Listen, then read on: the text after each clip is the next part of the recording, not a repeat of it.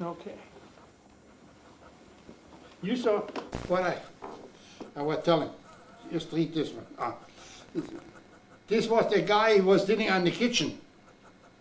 When he tried to warm himself, when the fire was going out, he froze to death. So you found the same like over here. He was sitting around, warm each other, and after that, everybody was dead, all frozen up. They all froze up together. All frozen up together. When you saw that kind of pictures all over the places. When you go and what's going around,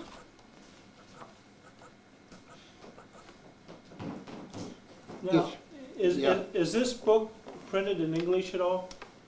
which one? Is this book printed in English? I don't know. I have to see it.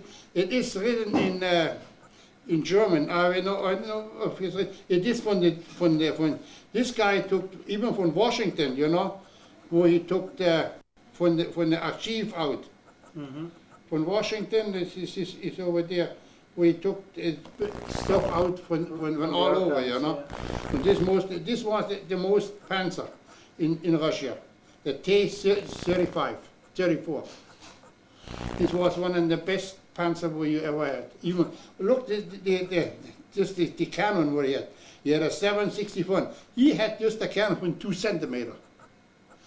This was a little toy gun over there. The same like this one. You are all better than the German tanks. But didn't you have one big Panzer, but it wasn't over during Russia at the time? Not in the beginning. Later on, we brought them later out there after, you know, what you want coming. This one was coming. You was standing and shooting against this was like he threw a snowball and something. He chased us around the whole village. He was going behind the house and he was going across around. The only things where we stopped them over there with the Molotov cocktail. That would stop it? Yeah. Would it burn it from underneath, or? The Molotov cocktail was a bottle with gasoline. Mm-hmm. And inside was phosphor. So like marbles. And this when phosphor, so long it is in wet, it is harmless. So long as and the air is stuck to light it up. So when we throw this stuff on the tank was not burning right away. The gasoline was running all over. And then the phosphor was going out in 2 minutes, then it suddenly ignited. And this time the gasoline was running already in all the places to the motor. Mm-hmm. And that's where you start up to the fire. When we had in the beginning, we torched them and put the lights on there. He was burning up, the gasoline was not going inside. Okay. When you get where the air injection is in the back from the motor, you know, when we throw the bottles on there, 2-3 bottles on there, so after 2 minutes to 3 minutes, he started to burn. Then he had to get out of there. He was one on the another thing. The tanks were very good what he had.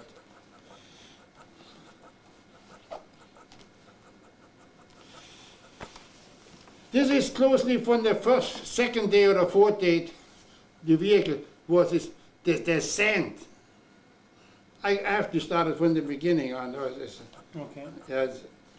Or do you want to start at the very beginning, Yeah. and then when we get to here? Yeah, this is.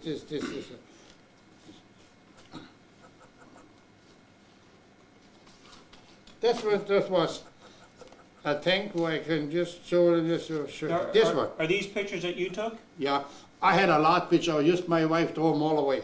You see, well, this was a tank in the Russia. Mm-hmm. You know, he had a 10-10 cannon Okay. for his shoot over there.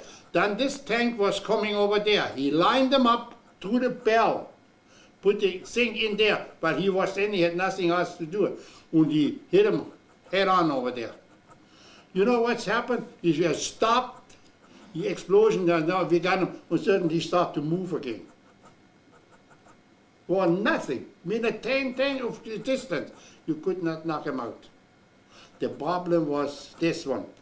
The Russian had beautiful stuff. The people were not qualified to run that stuff.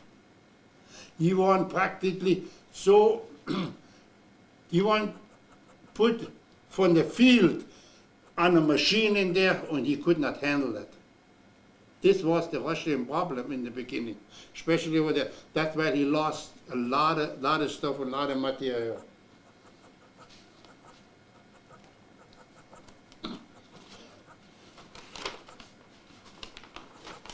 I bought that map in Germany.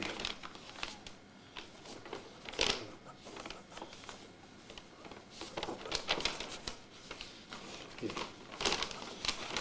This we won in 1940. We won in Belgium by Ostende. We won shipping on the boats, you know, to go to the boat in there for the invasion to England, you know. So we were practicing then, go on a boat, we drove out, turn around, were coming back and land and this one. We made that over and over again. And then, before Easter, he was over there, everything stopped, and we were on ship in railroad cars and drove to whole Germany. This was then Easter 1941. We weren't going through Berlin. When we weren't going through Berlin, we looked out of there, the things, the dirty homes, you know, where the railroad was going. I like that to be buried over there. You know, from the railroad, where the things was going through, and the homes, and this one over there. Berlin, was not looking good to me. I would not like there to be there. And then we drove from all the way around to all Germany, here, through Wenke. Here was the German border, you know. We had Poland at that time, you know. Mm-hmm. That's where we won in Königsberg, and we marched every day. Exercise, we walked over there. This walking was all on street with asphalt, you know. So, and then we were moving at end of May, 2 days before the war started, we were moving in that area to Slovakia, right close to the border. A day before the war started on 22 June 1941. Now you were in the German infantry then? Yeah, he was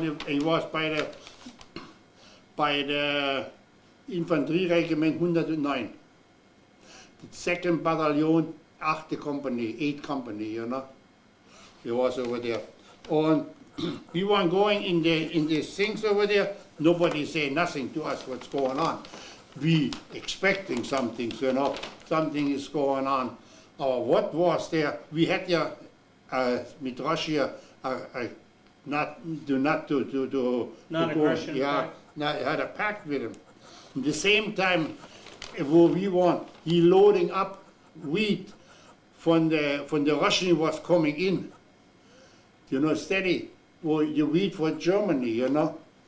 The same time we won over there, and the other time we started to try to start a war, you know. So we want put it in a night before this war on Saturday. We weren't going right to in the woods, you know. On Saturday night around 12:30, then he was coming with a piece of paper, and everybody was coming together. When he read us the things what the Hitler was giving out, you know, to defend the country and that kind of bunch of baloney, you know, what he say. On tomorrow morning and daybreak, we going in. Everybody was quiet. So the officers told all the men, Yeah, you guys we knew you were weren't going coming in. together on the light from the tent, but we weren't there very, very careful until he read that things to us what's going on tomorrow morning. So Now, by that time, were you already a veteran of some campaigns? Did you go through Belgium, or yeah, we won. how did you start out getting in the army? I was in 1939. I was going in the army. I was a volunteer, and this was like that. When you got drafted, you going drafted with 21 years. in the army, you know. When I was not even, I was 19. And I was just finished with my apprenticeship. And when we get apprenticeship, you get, we had in that time was 45 cents an hour. Our regular wages was to 85 to 1 mark, you know. And we were sitting on the table in dinner time, and this one guy, he just had the first paycheck, you know, the full paycheck where he got as a union, you know.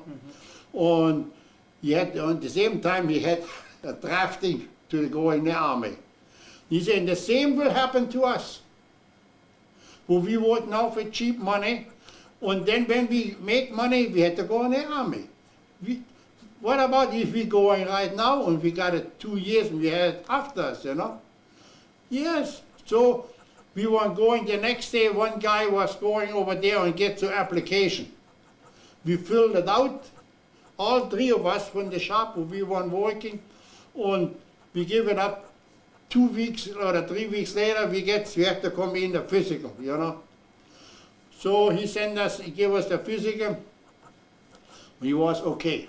So we were going in the Arbeitsdienst for a couple of months, and then in the Wehrmacht, you know, in the army. And this was in 39 then, where he drafted with the war. We were right there from the beginning in there. We were on the border from French and the thing over there, over on Belgium, you know, where it goes in there. Where the war started over there, we were marching, you know. We were one on the 1st Division who was in Dunkirk, you know, where the English was going away. Yeah. The English were all on the shore, and we had to walk. This was another story. We walked in Germany over asphalt road, you know. In Belgium and in French, you had that copper, Cobblestone? So and everything is different. When you walk 5 miles on that thing, you don't know. One time you set the foot this way, the next time the other way, and this one, nobody knows. You get all trouble in the legs. Did you still have to march and step? Yeah, like we had to march all the time. The front was going there. When we had a battalion's commanding officer, he was crazy. He was like, he's going, when he not, why we going not like in the goose steps in there, you know. Everybody had to work.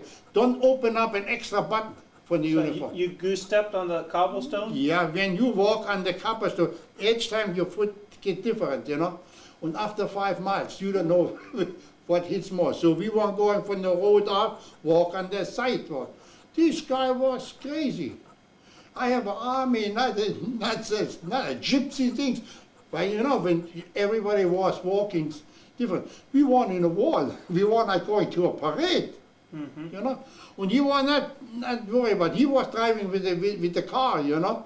He was not walking over there, and he had no understanding of. This guy was before he was over there with French, and this one he gave out 10,000 years jail out. We found everybody in the battalion together. He was, even in Russia he had that later. Yeah, we weren't going then to French, we walked and walked. When we went to the things, a night before all the English weren't gone, you know. You weren't coming with the boats and picked them all up. All was just noch, the vehicle and the stuff was standing on the shore, you know. So they were out of Dunkirk before you got there. Before we were the Panzer, you know, and you had some infantry over there, he pushed them in. You had no infantry to go in there. This was a very hilly territory over there on the Dunkirk. This is when the Panzer really digging himself in, you know. So he staying out and he let go the infantry in there. So we had to walk that we go there. When we weren't coming over there, he wasn't gone. And then we walked down there a little bit to French in there. We had, from that time, maybe no much contact with the army, you know, so with fighting. No much to do. Then yeah, we was coming back, and everybody by us who worked in a metal things. He was, after the French War, was released from the army, you know, to work in a factory for defense industry. So while I worked over there for a couple months, he gave me an order, or I had to come in the office, and he sent me to Poland somewhere for Mauser, you know, the factory will make machine guns, Mauser. This, you know, yes, a lot of people know Mauser, the guns. And I had to go to Posen, this was before was Poland, to go to Mauser and work over there. And I say, I cannot go over there. I have to take care of my mother. My dad was dead, you know, and I was the earner for money for paid owner for my mother, you know. So I had to, he's saying, you going there where we want, not where you want. Say, we'd like to find out. So I was going to my cousin. He was an officer by the drafting board, you know, his dude. When he say, I like to go back in the army, I like not to go to Posen. He said, I can do nothing. You be from the factory, you know, you lose. You had a contract, you know, you cannot go in the army. And a couple of days later, he find out, yeah, I can go. In that time, where I worked over there, from Monday, where I should be in Posen, from Saturday or Monday, I was to nobody, you know. So he put the drafting board for Sunday out. And Sunday, I was go back in the army. So you were in the army to Dunkirk, and then you were after Dunkirk, after the French War, you know. Mm-hmm. And then I was going back in the army, and I was going back to Belgium by Addinkirk. This is a little bit on top. It's in Belgium side. And Engelmünster, that's where we were really stationed. Engelmünster by Kortrijk, over there in Belgium. Then we were going up there, make practice with the boat. We going out, turn around and come back. He put in the boats in where he got a cement floor, you know. He put cement in there, and he put in every boat, not just infantry in or the artillery in case you shoot and you let the ship down. You make every boat a fighting unit. So many infantry, so many artillery, so many pioneers. From every unit, so many people, you know. So if we landing on the shore. Cool. I'll be right back. Yeah. What? Yeah. You can hit. Hello? Yeah. Yeah, because I know. Hit pause. Yeah. I hope.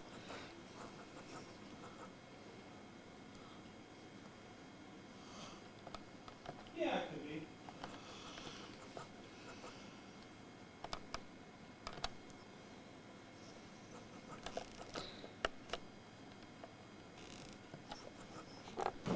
Okay, now right now we're off the Belgium coast and Yeah, we were in Belgium, and we made every, so, you know, the boat, we had some rams put on there, where we drove in the artillery or everybody in, then we drove out on the sea, and then we turned around and we gone on shore. was this like a big landing craft boat? Yeah, this was a big boat, and he was, I don't know, he was so flat inside, he was, and all cement was poured in there, so that when we roll it in there. Just we had to lay so rams on there. It was special, and we had to lift it extra on heavy rams, you know, while the tanks were going in there and stuff was going all in there. Now that was what, Operation Overlord you were Yeah, practicing for? this was operation against England, you know. And then in Eastern, so 41, he stopped that, and we weren't going in the morning. Everybody was running around in the company, and everything was ready. We loaded up on the train, and the train was going up to all the Germany. What's going on over there? You know, nobody knows what's going on. We was going all the way to all Germany. First to Belgium, Holland over there, and then to through Germany, over Berlin, right to Poland, you know, Königsberg over there by Lück, in Ostpreußen, we won. That's where we wind up. Then we had to walk around 25 miles or 30 miles over there where we weren't standing. On every second day, walk there and walk there. He making practice over there, so a maneuver you know, all the time. We worn out, I tell you that, really worn out. How far were you from the Russian border then? We were around from the so 25 kilometers, 30 kilometers from where the Russian from Suwalki was over there. Do you think they had any idea you guys were? I guess so. Then this was so open what he did over there. You have to see it. But everybody, you know, he know what's going on. I think so. He say the Russian was building up. We weren't building up too, you know. On this one, this was on both sides. I think Stalin had another idea to attack Germany. This was Hitler's idea. I think he was not going out to look for a fight. I think so. And in everything, the Russian, he's a big actor. We underestimating everything on him. Everything. Shouldn't when you're going back to Finland, where he had the war before, he had old weapons, you know, that everybody said he had nothing. With this one, and this was just a show. He showed not what he got, you know. Mm-hmm. And even in the beginning from the war, when you see the tanks what we got over there, this one, the old-fashioned tanks. You can say, yeah, I go first over there. Then we walked over there to Russia, to East Prussia every day, and we were worn out. So, and then end of May, on this in June, 3 days before over there, ready, we want to make ready, and we moved slowly to the border, you know. Everything was moved slowly to the border. On a night before, on Saturday, we walked right down there in the woods over there by Suwalki, right in the corner over there. And then in the night, he read us the proclamation of what he was from the Hitler, you know, that the war and this with Russia. And nobody say a word, everybody was quiet. What's going on, you know? Now, were you a private then, or? Yeah, it was as I had one Gefreiter, what we say. He had so English. It was not a real private. This was the first rank. This is what I had. And we were sitting over there, looked on his face. You know, we smoked cigarettes. We weren't getting nervous, you know. And that time I was still smoking. And was the sun, the 6 o'clock, it was just getting daylight. You saw the aeroplane going overhead. You were already flying over there to inside. And then we started out. So we weren't going out of the thing. And when we were in the morning, it's dark, it was just dark. You look right and you left, you see everybody walked out, so, you know, these things on left and the aeroplane over there. We had a funny feeling, what's going on now, you know? Nothing happened in the next hour. Certainly, after 1 hour, so 7 or 8, between 7 and 8 o'clock, we were running against a line, cement bunker, you know? And he started to fire, to shoot at us, you know. And everybody was going down, and this is what's going now. And one guy was hit, and he screamed. He screamed, I never heard so much screaming, no more in my whole life. This was going to everything, to your body, you know, and the shooting as this. So it took down 2 hours before we knocked them out. We put naval bombs, you know, on the bunker, And then we going closer to it, and with flame torches, we smoked them out, you know.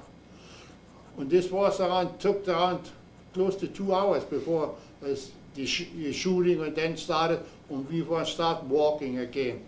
And then we had to walk, practically. And the first things, we want 2 big lakes. And then it was one opening on that lake.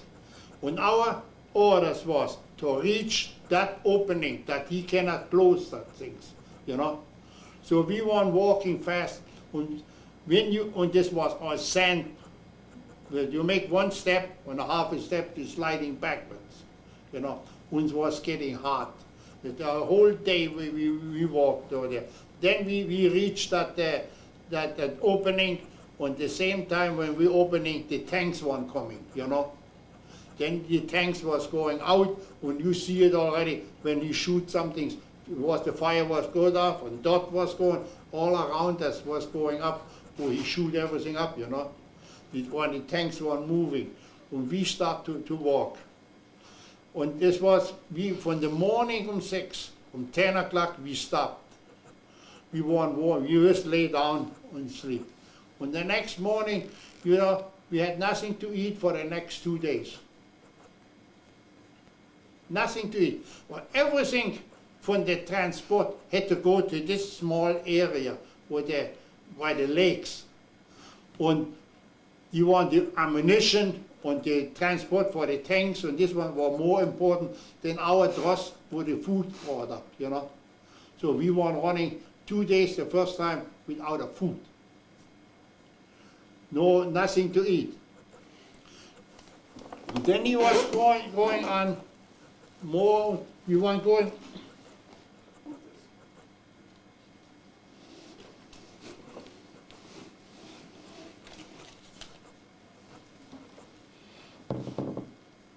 Here, this picture. This picture is closely where we were going up then when where we got the vehicle. You had to pull it up there in the sand, and this was dirty like hell. We walked and walked. On the first This thing, was around those lakes? what? This was around the lakes? Yeah, this was after the lake, where the trusses were coming already in. This was around so in the 3rd or 4th days after in the war. This was in the 4th day too, where we took the village. We was sitting in that village in there. That's the company commanding officer, and this one was gone. No, we weren't going to this one. We were going over here to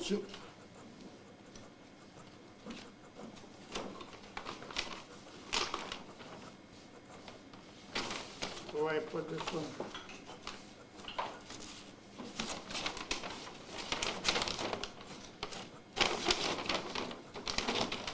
This was a city here in Vilma. This was Lithuanian, you know. We were going in that city in there. And that city was completely disturbed, was destroyed from the Russian. Was not one house in one piece. It was everything's house was burned up and destroyed. We catch over here a lot of, the first things was coming out.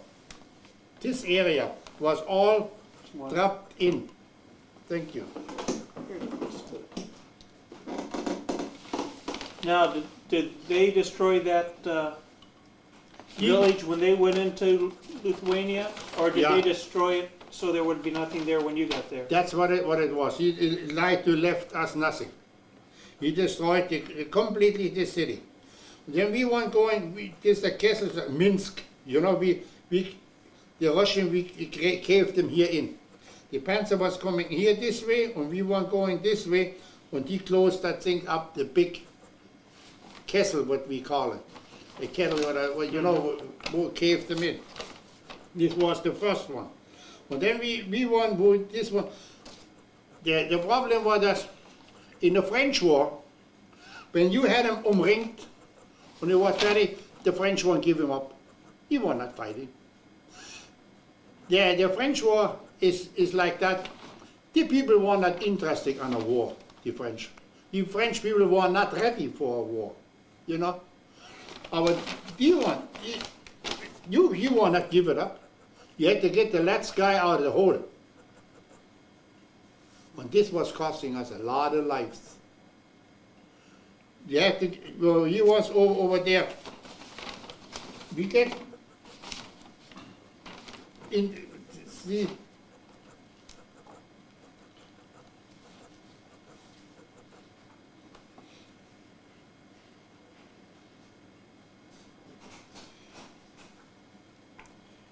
the map was looking for the map.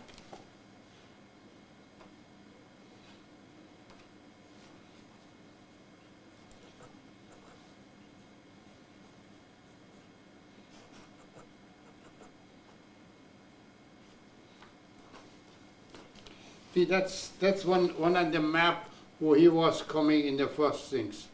The 9th Army over Esch-Preußen over there. We weren't going this way, Wilmer, you know. Yeah. Wilmer, we were going this way over to things. That will we caved them over here in. That will we won over here. Now, going through here, are they fighting a retreating battle? Or Oh they, yeah, he fighting the battles. He was not giving up so easy. Okay. He wants. So even before you get to Minsk, you're fighting Yeah. every day. Oh yeah. They had to go everything through. He was not giving up like in the French War. When he was going in, the people give up. When he was thinking this goes over and over, it's this one and this was in Russia not the case. No. Yeah. You see, we make this one area and this one over there. This is the Pripyat. I was later over there. I come to this one. This one over there where we were Wilmer, and then we going over here, and then we was going this way around, you know. We were not going straight in there, you know. We were going one time this way, and then the next time the other way. When we had a line, we took it not we took it in a small area. We broke in there, and then we split it on the side, you know. What we call it, we rolled up the line, you know. Mm-hmm. When the fence line, this was the Stalin-Linie, you know. Yeah, the Stalin-Linie. This Stalin set that line up, you know. When we broke through over here, we weren't going from this way this, and then that one, and then we weren't going the other way around again. We were going down again, you know. Did Minsk collapse before you moved on? We had it. The Panzer weren't going already. We make the cleanup work, you know, the infantry. How many surrendered? Oh, a lot over there. Yes, when he had no other choice, when he wasn't giving up. This one, When you're out of ammo and everything. oh yeah. We had some pictures where we get.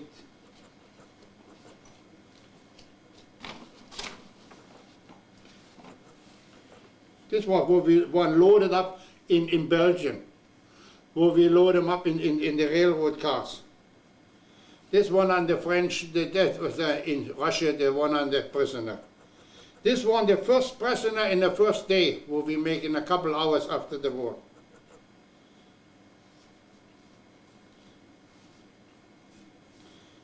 This was the first hours, the first couple hours we made this kind of prisoner. This was an officer and two soldiers. We weren't going to Wismar, then we went to Minsk. We took this one. Then we cleared that thing up. We went cross ways around. When this was cleared up, then we weren't going and march over here this way, you know. We weren't going this way around over here. Anyway, the summer, where we marched over there and is it fighting was we was, for instance, when the how I say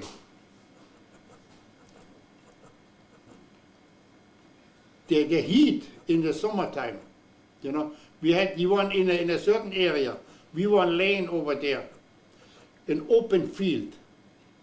The sun was hitting over 90 degrees.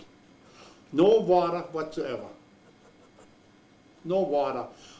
We weren't dreaming about water. We weren't saying, oh, when I be home, I go under the water fast and drink all the water I want. You don't know how much you can dream about water. And when we reach a village, for instance, you want maybe one or two wells over there, Brunnen, also wells one there. And the first things what he did, he put a guard on the post, on the well. Nobody could take water off. You know, we are for a well with so many people, 1,000 people or 200 people. We had for the kitchen, for the horses, for the people. The well was empty already. So if we would let them go on, you know, a lot of water would be wasted, you know. And then you have no water for the kitchen, you have no water for this and that. So water was very short and things went over there. And then what he did noch, he threw something state one in there that you could not use the well. So we checked them out first before we could use it. And this was, the other things were that moving, when we were going in the homes in there, the Russian homes, the people, this was the lowest, what in to European standard, you know, is this the lowest standard I ever saw in my life. He not even, you know, when you're going somewhere, you see even outhouses. You never see that over there. You not even having outhouses. You're going around like as a, and the health problem is so great and is enormous.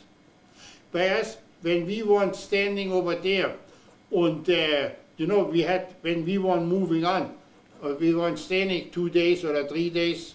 The doctor, you put the Red Cross up there. The people weren't coming with kids and with everything. You shouldn't look at this and should look this, you know.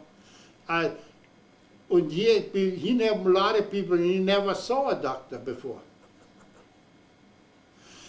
The homes, that's what. The one on the homes over there. There's decent, the people is full of lice, a louse, you know, and full of, you know, when we weren't going in the summertime, we never was not allowed to go in the houses in the summertime. We would stay out. But in the wintertime, we had no other. Then in the wintertime, we had no other choice than to go in there, or they would freeze to death. Anyway, when you weren't going in the house in, you had the bed bugs or what you call them. You were in the houses is there. It was terrible. When later on, when I crept over here and crept this, we had a handful of lice. That's it. What you going all through this one. In the summertime, we slept outside in a tent. We hadn't so things. Everybody carried this one. When we two guys knocked it together, we had a tent, and you know. Each have a shoulder. Yeah. We had this over there. Then we weren't going from over there. We weren't going to Smolensk. We walked up there. In the summertime, the dust, you know, from the street, this one on the autobahn, he was all right.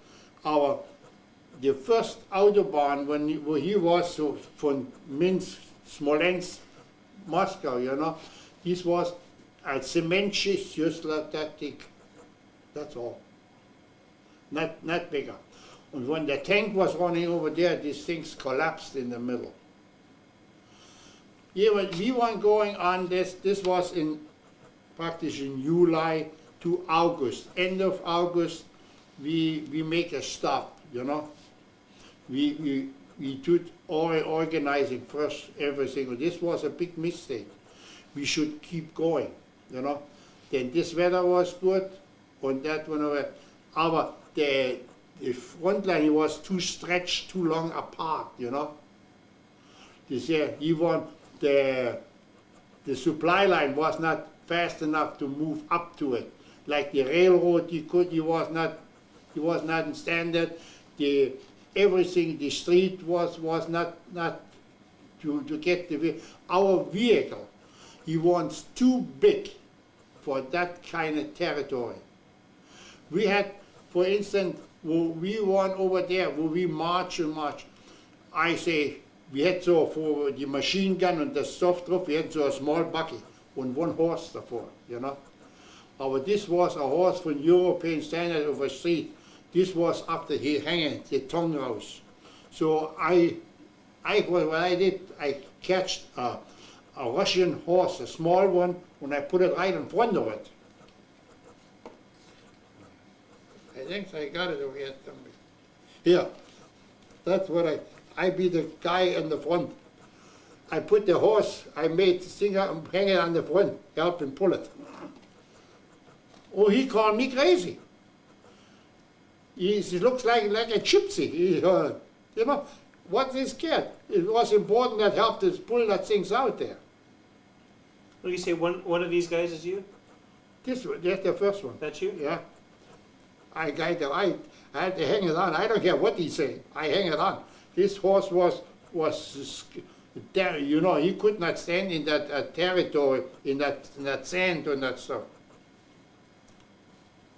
So I put that thing up there and say, I don't care what he's saying. He can say what he wants. I do it this way. And the important was that our vehicle, this, you see, for that you should be steady in first.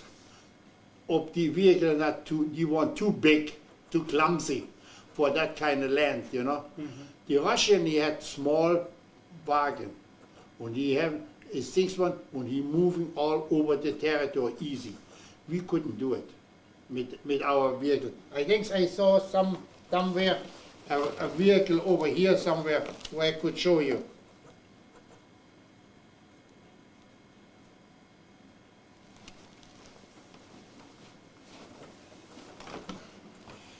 Here, this is Russian people.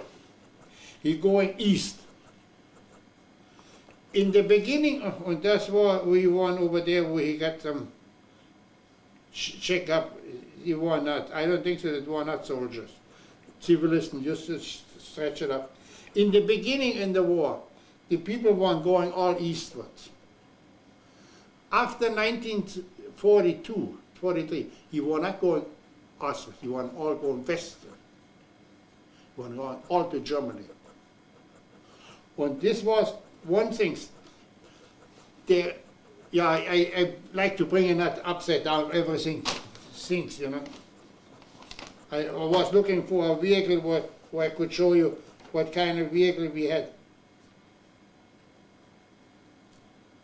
He wants too big and too clumsy for that.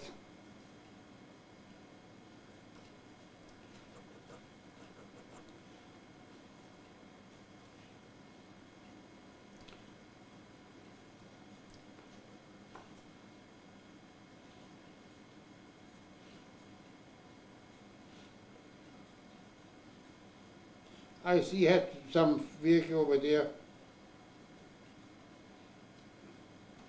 I don't find it at the moment there, over there. Anyway, well, we were going to Wolokolamsk, you know, here's Minsk. We were going this way out to Minsk. We closed this one up. And then we were going backwards over there. We'll show you, you know. We're going back over here.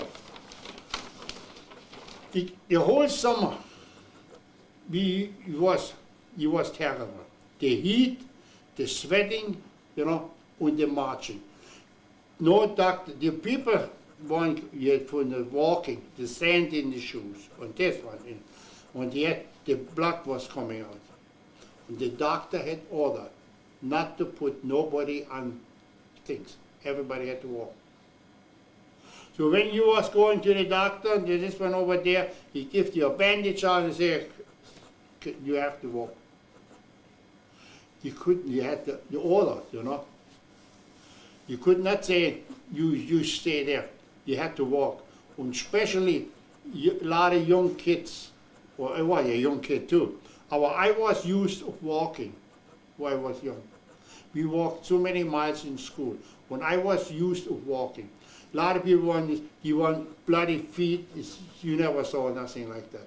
The kids weren't crying. Just when he had to put the shoe on, you know. When he put the shoe off, he said, I never get it on. I better leave it on. So we weren't going to all the way was going up and down to August. In August, we stopped for a while. And then we orient, make, you know, that the proviant and everything was coming in there. And then we was going in this beginning September. We weren't coming together. They're giving the order, you know, the company, we had nothing on, just otherwise it would be too heavy stuff. So we weren't coming on, give the thing what we do and what it gives the lots things, but what you have to do now, you know. We weren't come, the company was coming together. This was the company in August. We won 180 men. On this one, it was around 80 to 90 men. We lost already 80 people in this thing. And then we weren't going from August over. We took then this one over here from Minsk down under here on the things where we close them up. Then we weren't going to Volokolampsk too. Where's one? Vitebsk. That's where we took over first. Vitebsk. This was a battle too. We had to break to the Stalin linie too. Where we moved over there up to the Stalin linie, Vitebsk. We broke through the line. And this was the funniest thing. When we were in August, you know, the officer was dreaming all the time the war is over in a couple months, you know. And then when everybody liked to have a big medals. So we weren't going against a village, you know. We had to take that village. We weren't going on. At the same time, he was a panzer, a tank, was coming from repair up to the front line, you know. When he passed us, you know. So he was coming, he said, okay, I help us. He want no heavy weapon, he want just infantry weapon was there. So he helped us to shoot these things up. You know, that the commanding officer said, hey, that's not your business. You go and take care of your business, I take of my business. You know, I never saw something like, I never heard nothing else like that before. When you could save human life, you know, he was just out to get, I took this battle, I took it, you know, and then he get medals, you know. Is this the same guy that had you? Yeah, that's the same guy who crazy one. You know,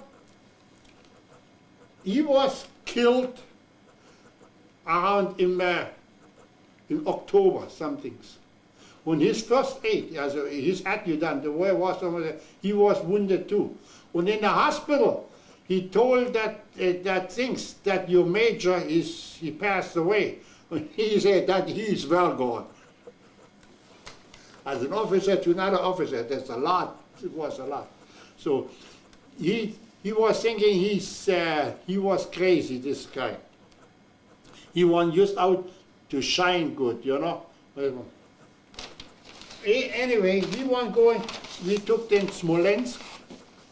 In Smolensk, where we had this one, after Smolensk, we took that Smolensk, and then we make a rest again, you know, for 2 weeks somethings. We stopped. How would you take a village without artillery or Panzer support?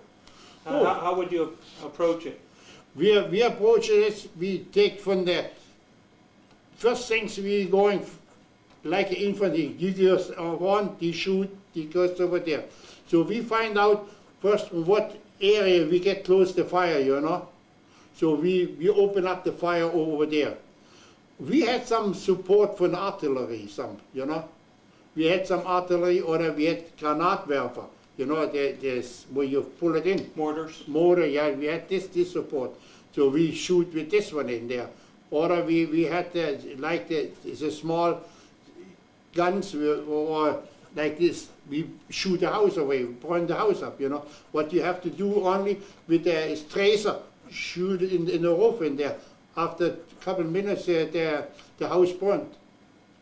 So we moved over there, he moved over there, and the other one, we moved from different sides, and you know. Did you have much air support, or? No, no. We had, that was it. This was too much for one thing. What he tried to do. When you do that, we could. When we had, and where we were over there, one Panzer with us, you know, we could save so many lives. You wouldn't believe it. No, my infantry can do it without the support. You know. Now, at this time, did you learn how to destroy the Russian tanks by now? Or was that later? This was later. When the Russian tanks weren't coming, you know, in the September, that will we make the first time contact with the Russian tanks, the T-34. He was coming, we were in a village in, and certainly Panzer one coming on. He by putting this tank, this cannon up there, and threw on push, he was like snowball. Nothing, he was coming. He ran right over that thing over there. And he chased us around in the whole village around over there, around the houses, you know. This was our things. When we were in the houses, we had protection. You could not, you don't know where they exist. And then later on, where we had it over there, then we were getting the Molotov cocktail. We learned that from the Russian too. We never had it before. We had to flame there where we light it on there, you know. Where we made it on, and then you throw it on. And the Molotov cocktail is much better. While when you throw it on, this exploded right away, you know, and burned, and that is no good. That with the phosphor, this worked better. It gets the motor and everything right away. Otherwise, sometimes you throw it on top and you burn up just on the top, and it's not going deep enough, you know. That's what it was. So when the phosphorus hit the moisture on the ground, then it would set it off? Yeah. When the phosphor is dry, you know, is not in liquid, then it starts to burn it right away. Mm-hmm.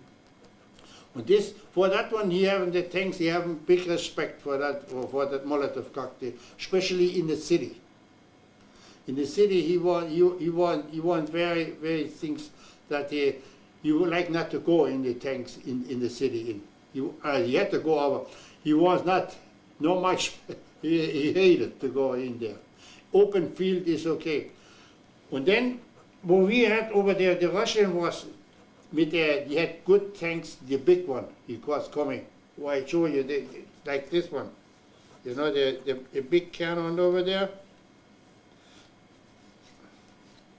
I don't know where I got it now. You sure? He had not the personnel to do it. This tank was over there. Nothing was wrong. There was gasoline in there. Everything in there. Just left it. You don't know how to operate it. He went in some things, maybe a couple short time instructions, and he was running in certain kind of problem in there, and he just left it and run away. The tank was practically no damage whatsoever. I had it in.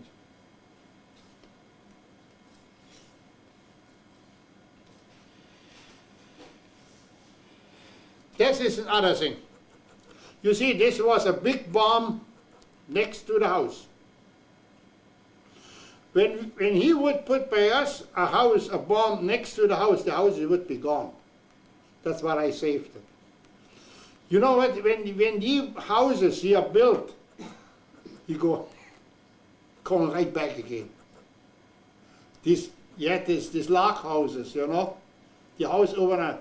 When you put a bomb over there in, the house moved a bit back when you come back again. He said, any house was by us, he would blow off away, you know. Not by that kind of bomb. You see what the big bomb is? The house is still standing over there.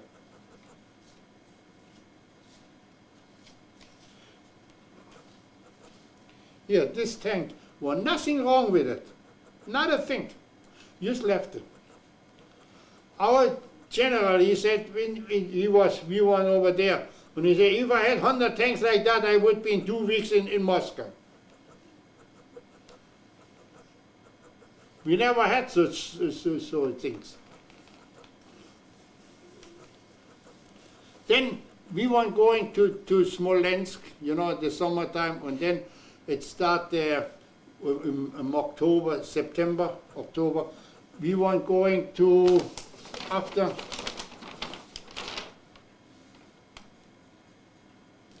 Smolensk, then Vyazma. That one we took, when we make over here, we took Vyazma. This was a big castle too. We were going this way, and the other tanks were going to Vyazma. This was a big thing too. We took over there too. And then it started to, the fall was coming in. And it started to get wet. And it started to rain. And the street was going to an ocean. You never saw nothing else like it. You never saw nothing.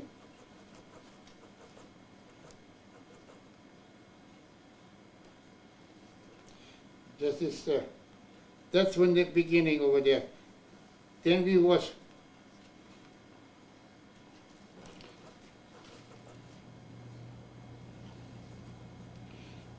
you see, that's the summertime when we walked down. We were full of dust from the street. When you walk the vehicle and you walk, your dust comes up. You looks like everything, when you touch it over there, this stuff was flying over there.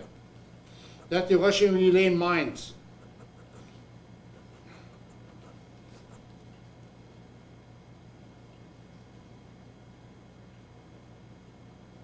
See, that's in the Russian, very old tanks. This is belonging to, that's what he gifted us in the beginning of the war.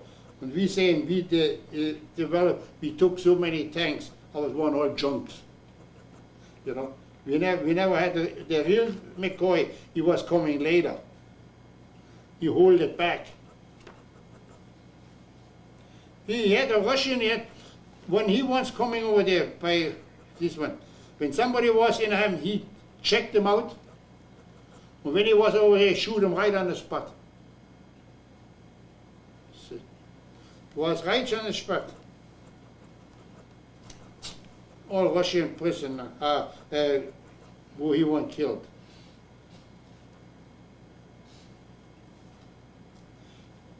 That's a Russian in a tank.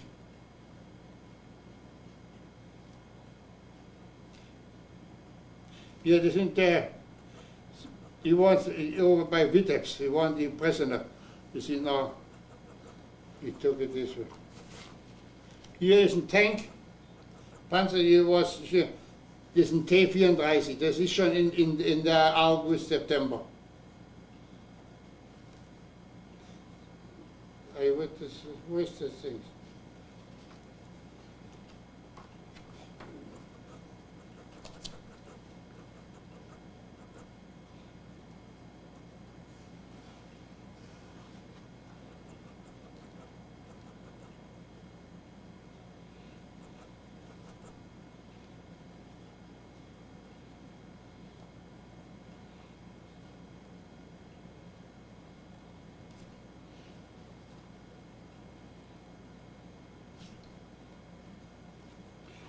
Wo ist das? Now when I look something.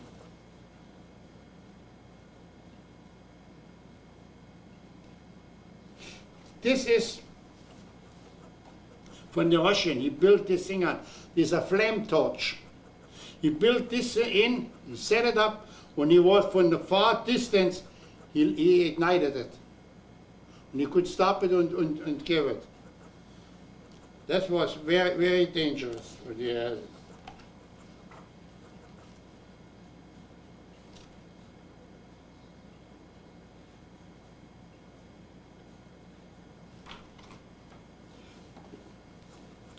That was what in October started. Even the tanks one stopped. Look at the horses. This was a road. Where you was going, you stuck in the mud. You had all be pulled. When everything was running, you know, but this kind of things, where it was over there, even when the tank was going up and you was going up, you have no supply coming to you, you know. You couldn't get through. This was all stuck. Even the tank, you had to pull it the other way out on this one. And this one over there. Look at the horses on that one. What we did to the animal, this, you cannot describe this one.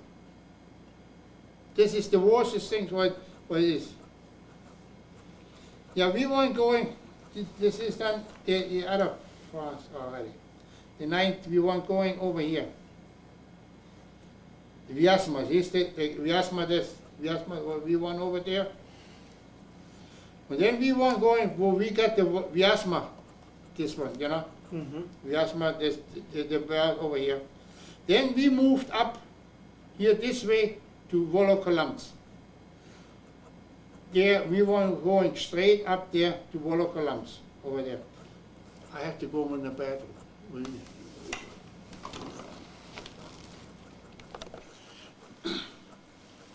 After Vyazma, we went over there.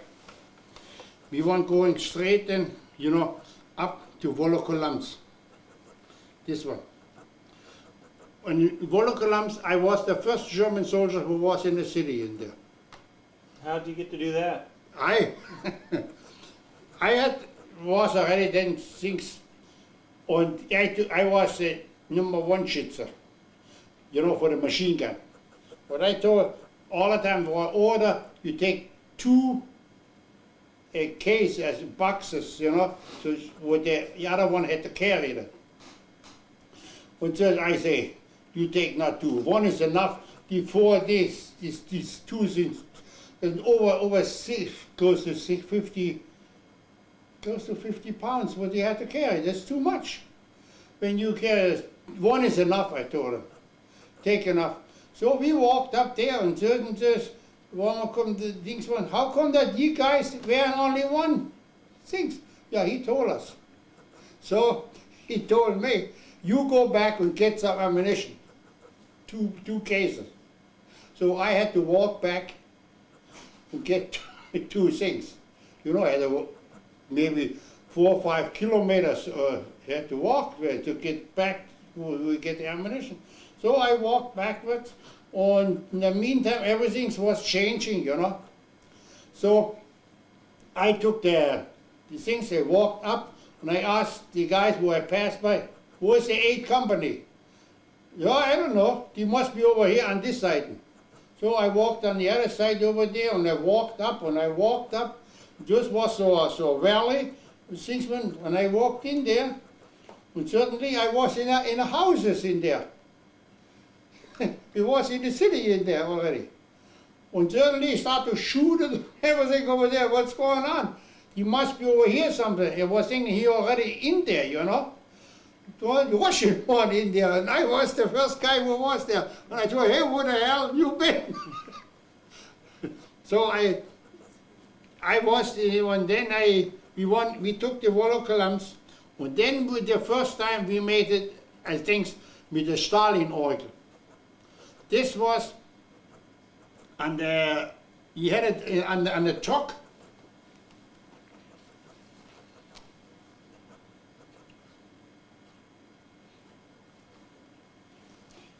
is. Here, this one. This is the Stalin organ.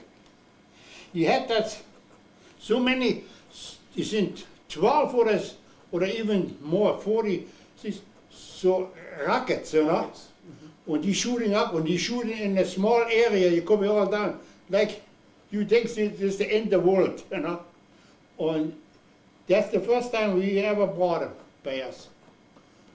By Volocalams. He said that things in there.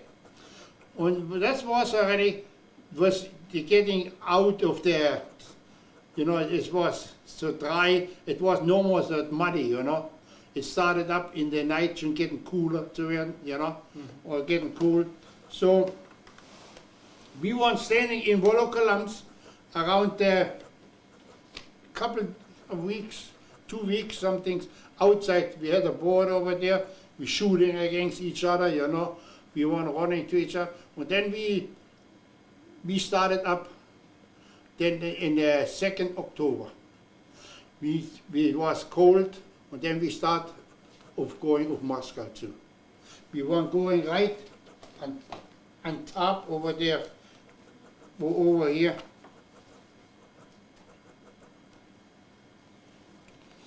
I don't know, where's the map? I look for the map.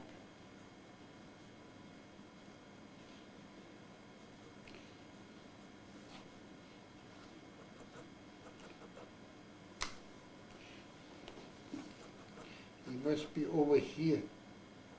It's not the right. Anyway, we were going to you set it up to Moscow. We got a clean, clean. We were marching right up there, you know. We took this was a main highway from Moscow to St. Petersburg, or Leningrad, you know. It was a straight line. We crossed over that line over there. So we took that. We weren't even when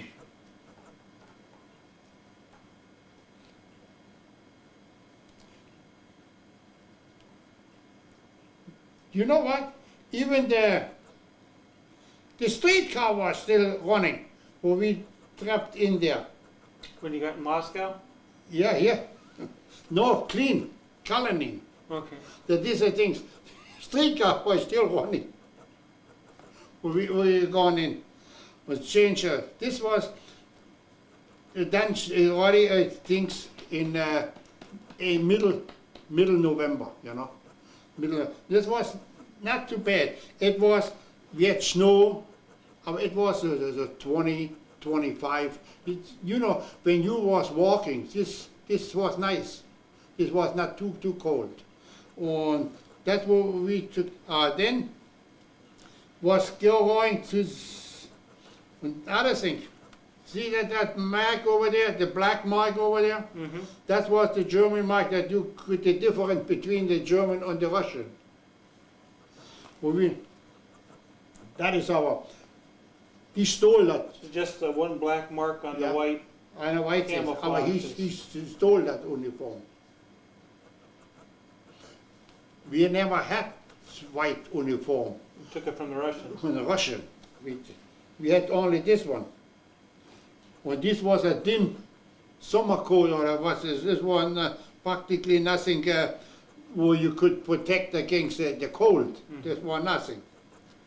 When you saw where he was over there, a dead one over there, where you had a good things, then you took it off.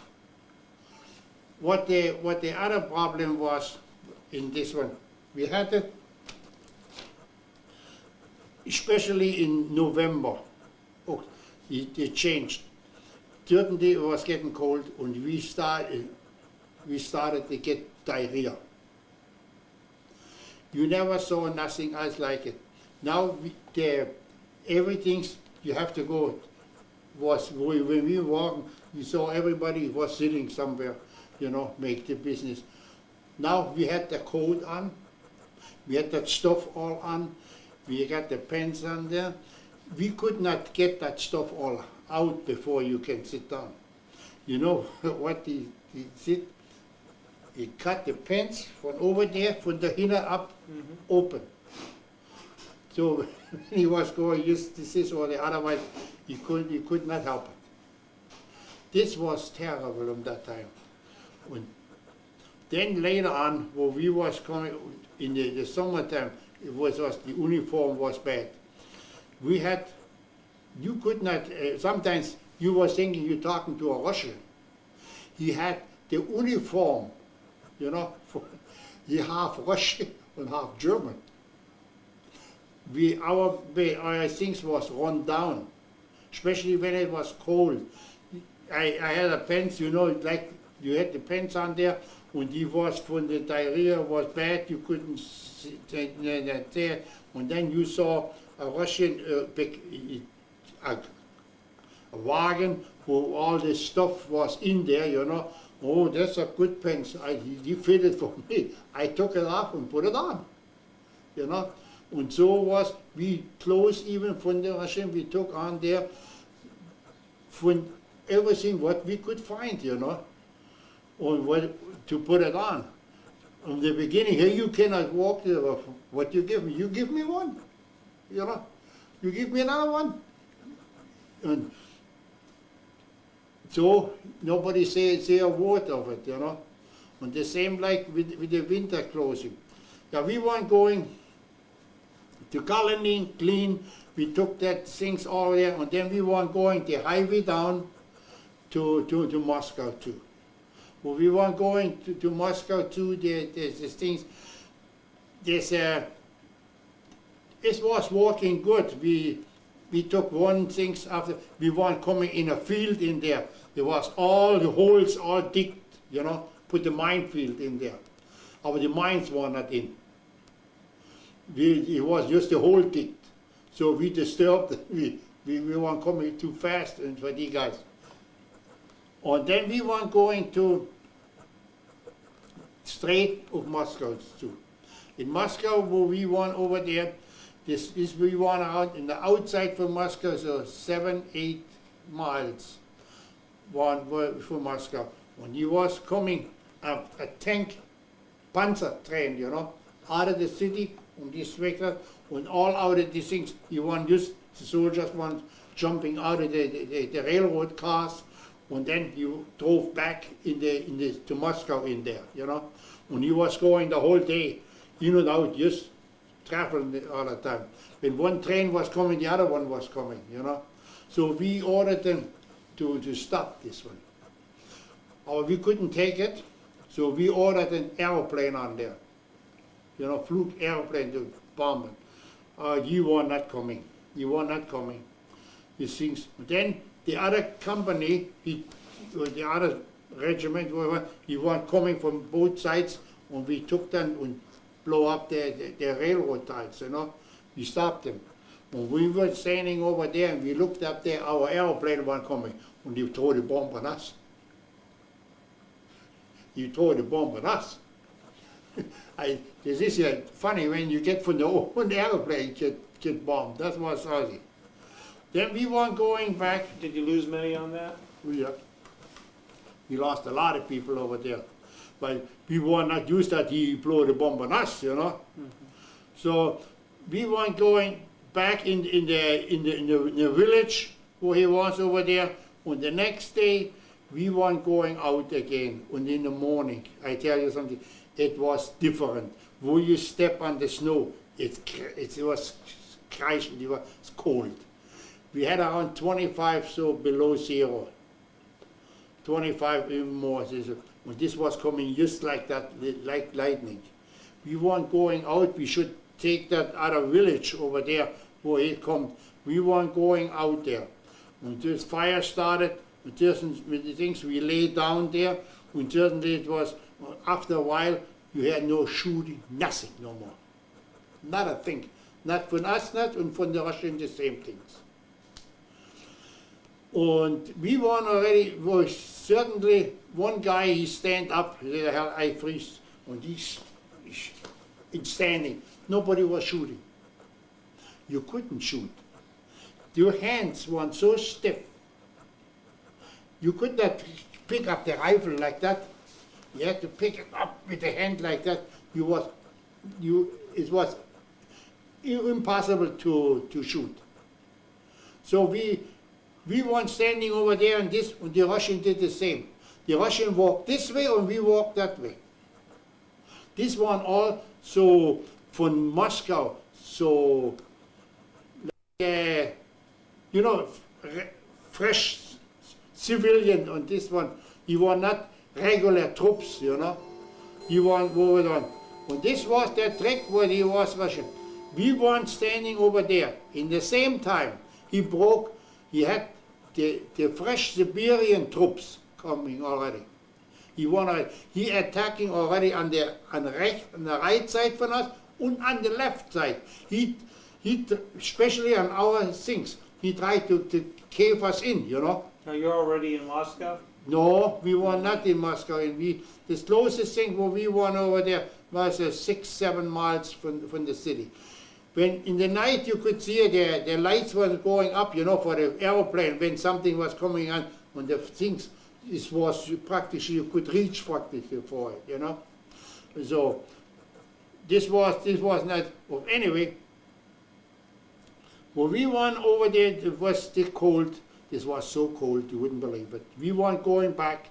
We make the fire in the house. And you know what, the Russian houses, you think so an oven, so like a baking oven, you know. And he's sleeping on top over there and everything's over there. And we put so much fire in, and he's in underneath with wood. We make so much that we burn the house down. We had to run out of there. so much, we weren't not used how to handle that things. So we want to say on the same night, you know what, they weren't coming over there, and this was December 5th or the 6th or what. You know what? We haven't even now war with the United States too. Mm-hmm. We had now war with the Dutch. How did you learn about that, Fritz? He was coming to the you know, from the company. He had direct from this goes over the wire from the, you know, from the radio what we had, you know. He gave it this commando. It was given through that we are in a war with the United States. That's all what we need. No, you know. Is that what the guys thought? Oh no. Kinda. What? Is that what the guys kind of thought? Yeah. We don't really need all that's this. all what we just needed. When in that time, we went over there. When the airplane will catch us over there, we won in the whole battalion, for 1,000 men, 21 men. 21 men we won left over from the whole battalion. We had not one officer over there. One officer, this was the doctor. So this is from the start of going into Russia to now, you have 21 left out of 1,000? You know, we had, in the meantime, we was in here so many times, reserve was brought in here, you know. Okay. In August, September, brought it steady in there. He filled us up 3-4 times.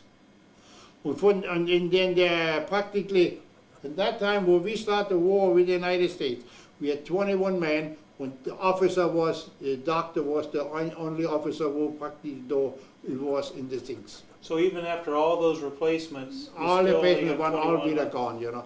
It started already with the freezing, started this one up. When we was going, then we was coming over there. So this was fine to that day time. But now it was coming the trouble.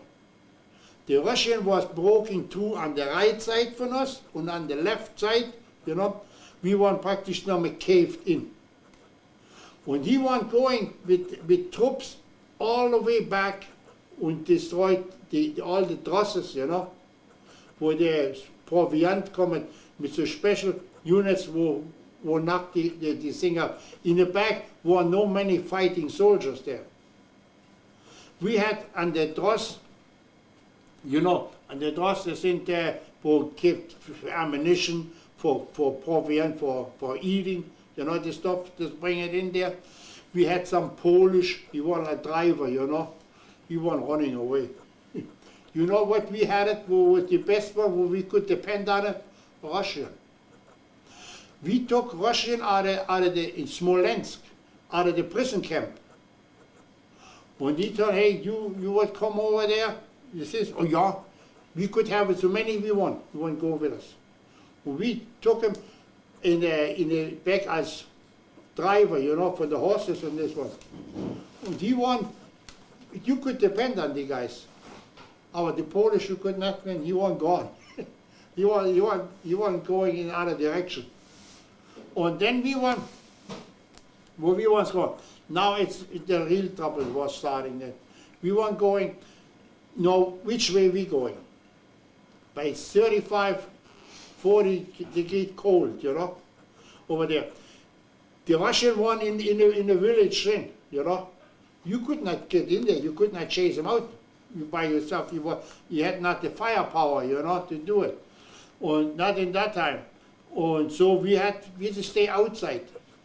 So we had some hatches, and we chopped it off and sticked it together, you know.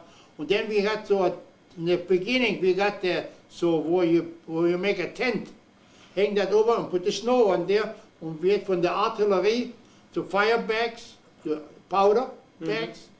So we put that things on there and put wood on there and start the fire. We left it over there, opened over there, and you had a fire going. So, and certainly when you was over there you reached out of the freezing point, you know. So the warm inside, the snow was melting inside, and they closed up the holes. So you was inside in that cave in there, and you would not freeze to death, you know. Yeah, you left a little hole at the top Yeah, for smoke to go out? we left that the smoke gets out of there, and we weren't sitting over there, and we keep that fire all the time going. One guy had the sharp to keep the fire going, the other one, when this one going. So, but then, in the morning, when we had to break off to go again, we couldn't get that. It was so frozen in that plan, you know, where you build your tent. So we found out that's no good. We lose that tent, you know, but it was frozen all in there. So we had to do it without the tent and put some small brushes in there and between the things and fill them up the snow on the side, you know. That's what we did then all the time. And later on, when we weren't going in the village when we weren't going in there, then we stayed there. I remember one thing what he was, I had a cold. I was coughing. He was so sick, and we were going in a Russian house. And there was a woman, an old woman. You know what she made? She made me a tea. She made me a tea. And I told her, so what I say, as in the morning, it's like she say, yeah, she understand. And still she make me a tea. You know, I was coughing, and then I had nothing to do with them burning. While I was going, they wanted a special unit, you know. When then everybody was going out of the village, he lightened down the houses up. The Russian did it for us the beginning. In the beginning for the war, like in the war, all the wheat field, you know, he was rolled down with the tanks or burned up. He put gasoline on there and burned that whole wheat field so that he left nothing for, even for the poor civilian population. What he was not burned up, he rolled it with the vehicle, with the tanks down there, so that nothing was there to could harvest it, you know. So that's, and the people were in bad shape.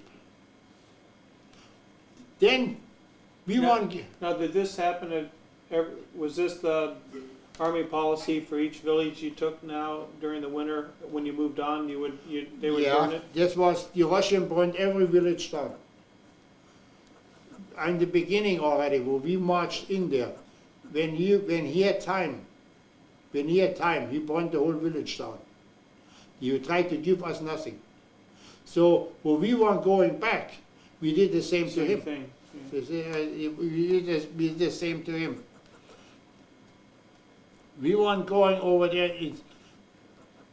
Then you was ordered to stay, keep the line, you know. Now where the hell we had the line? So when we were looked, you know, the snow was that high, maybe 3-4 feet high, you know. And when you could not get out there, you stay out there, you froze to death, you know. And when the wind was blowing, today you had a big mountain over there, and in the morning you were nothing there, it was all gone. The wind blew everything away, you know. This was so light snow. So you could not keep a line from, say, like it is in the summertime, or like this, a steady line over there. You couldn't build it. How long would you stay out on picket at a time? And Yeah. when we had half an hour. A half an hour we had, every half an hour we had to change them. Then the other things what he brought out, he brought an instruction out. Oh, see, that's in the vehicle where you got it. And all too big and clumsy, you know. Mm-hmm. Too big and clumsy over here, one over here. He wants too heavy for this territory. You couldn't use it, this one. The Russian had small one. When he want moving, you wouldn't believe it. Oh, when I was, yeah. He made it, the overcommander, the army brought some instruction out how to dig.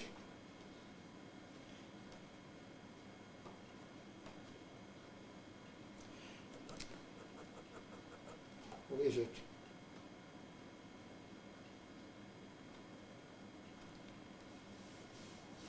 Must be over here somewhere.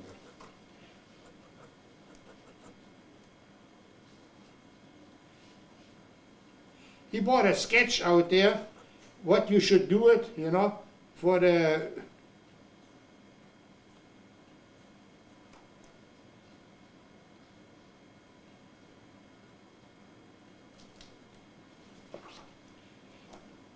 what you should sketch out, you know, how you should dig a hole to go in there, the measurement and everything. But he never gives out when the soil is frozen to 4 feet.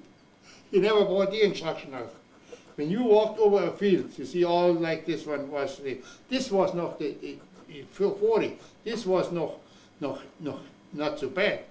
When later on, were there in 42, when we have the line in front of you, when you have Elaine on the front, you want on the piles you want laying. Anyway, we weren't going in, when we had to find it, you could not see where the line is. You have to fight in any direction. When we were going over there, we run in this one, he was pushing from the other side and from the other side. And he was well equipped from that time.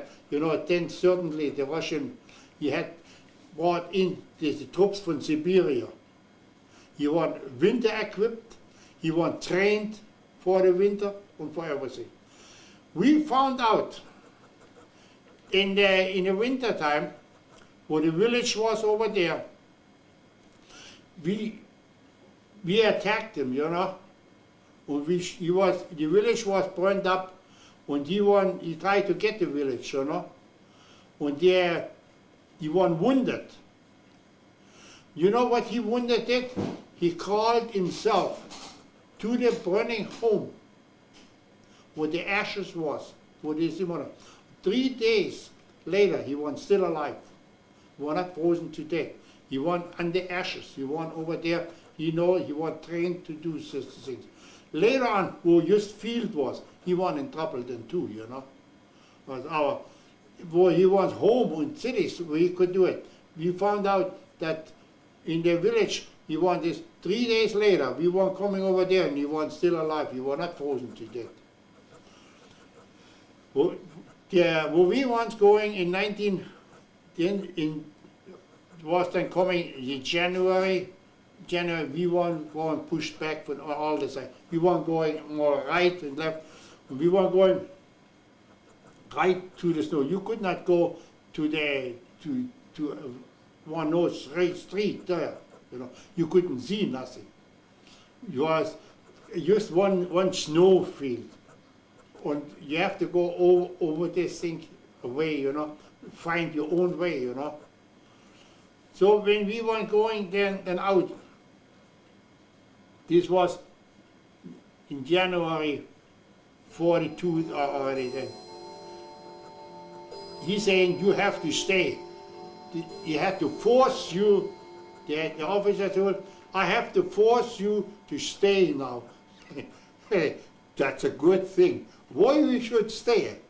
You know, this is over there, there's the snow over there, nobody there, he's behind us. He's in front of us.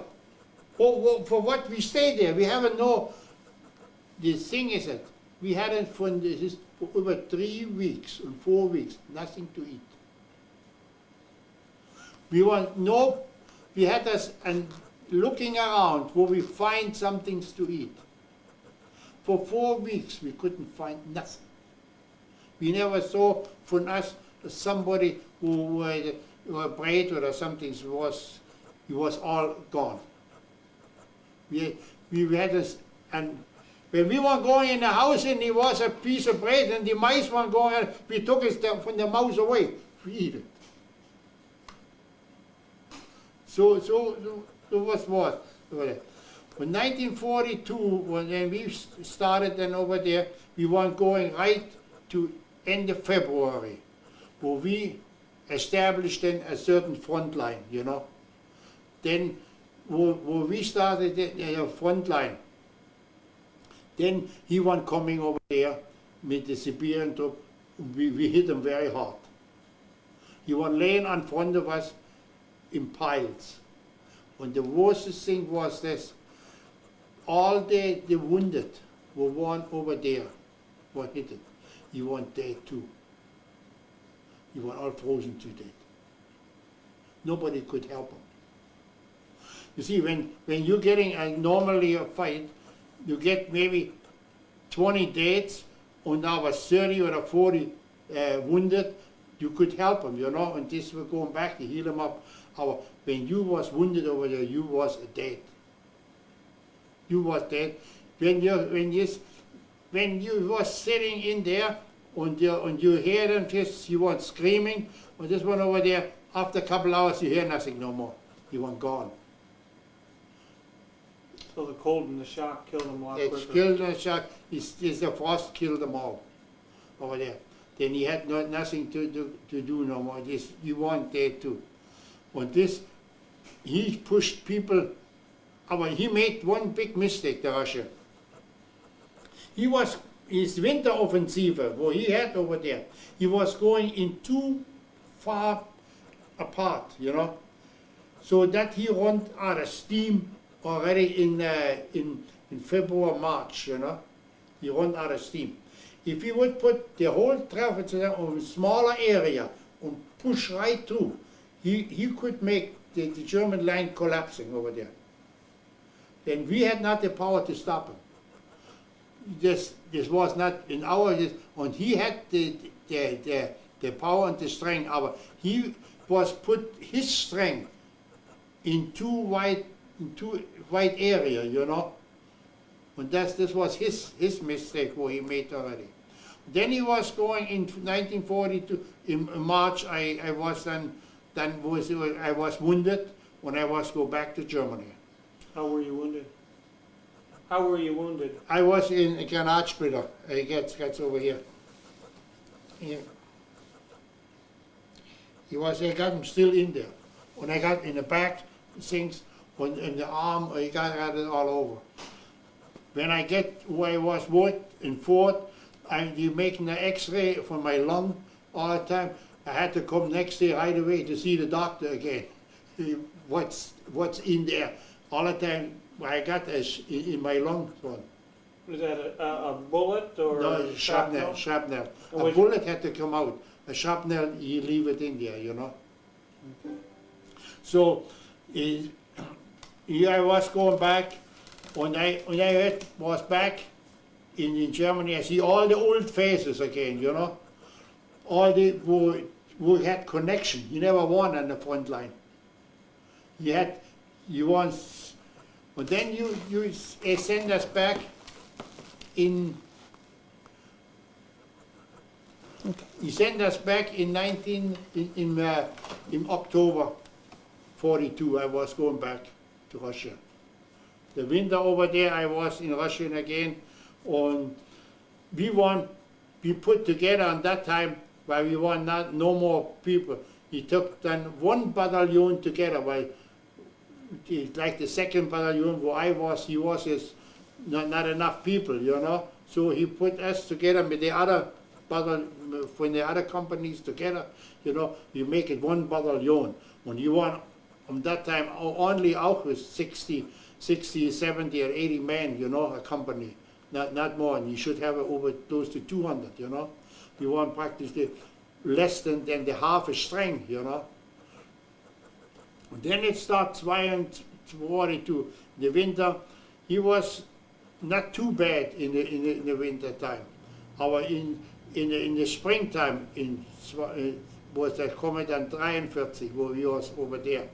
Then he started to push very hard, right by uns in the middle. He tried to break through. And he was coming with every day with new division. And he put artillery fire for 2 days. Nothing, just fire. And yet thousands of guns set up. Were you guys in trenches then, or? Yeah, we want trenches. We want something like we want building 2 lines, one on here and one over there. So when he wants coming with the artillery, we want moving back in the other line.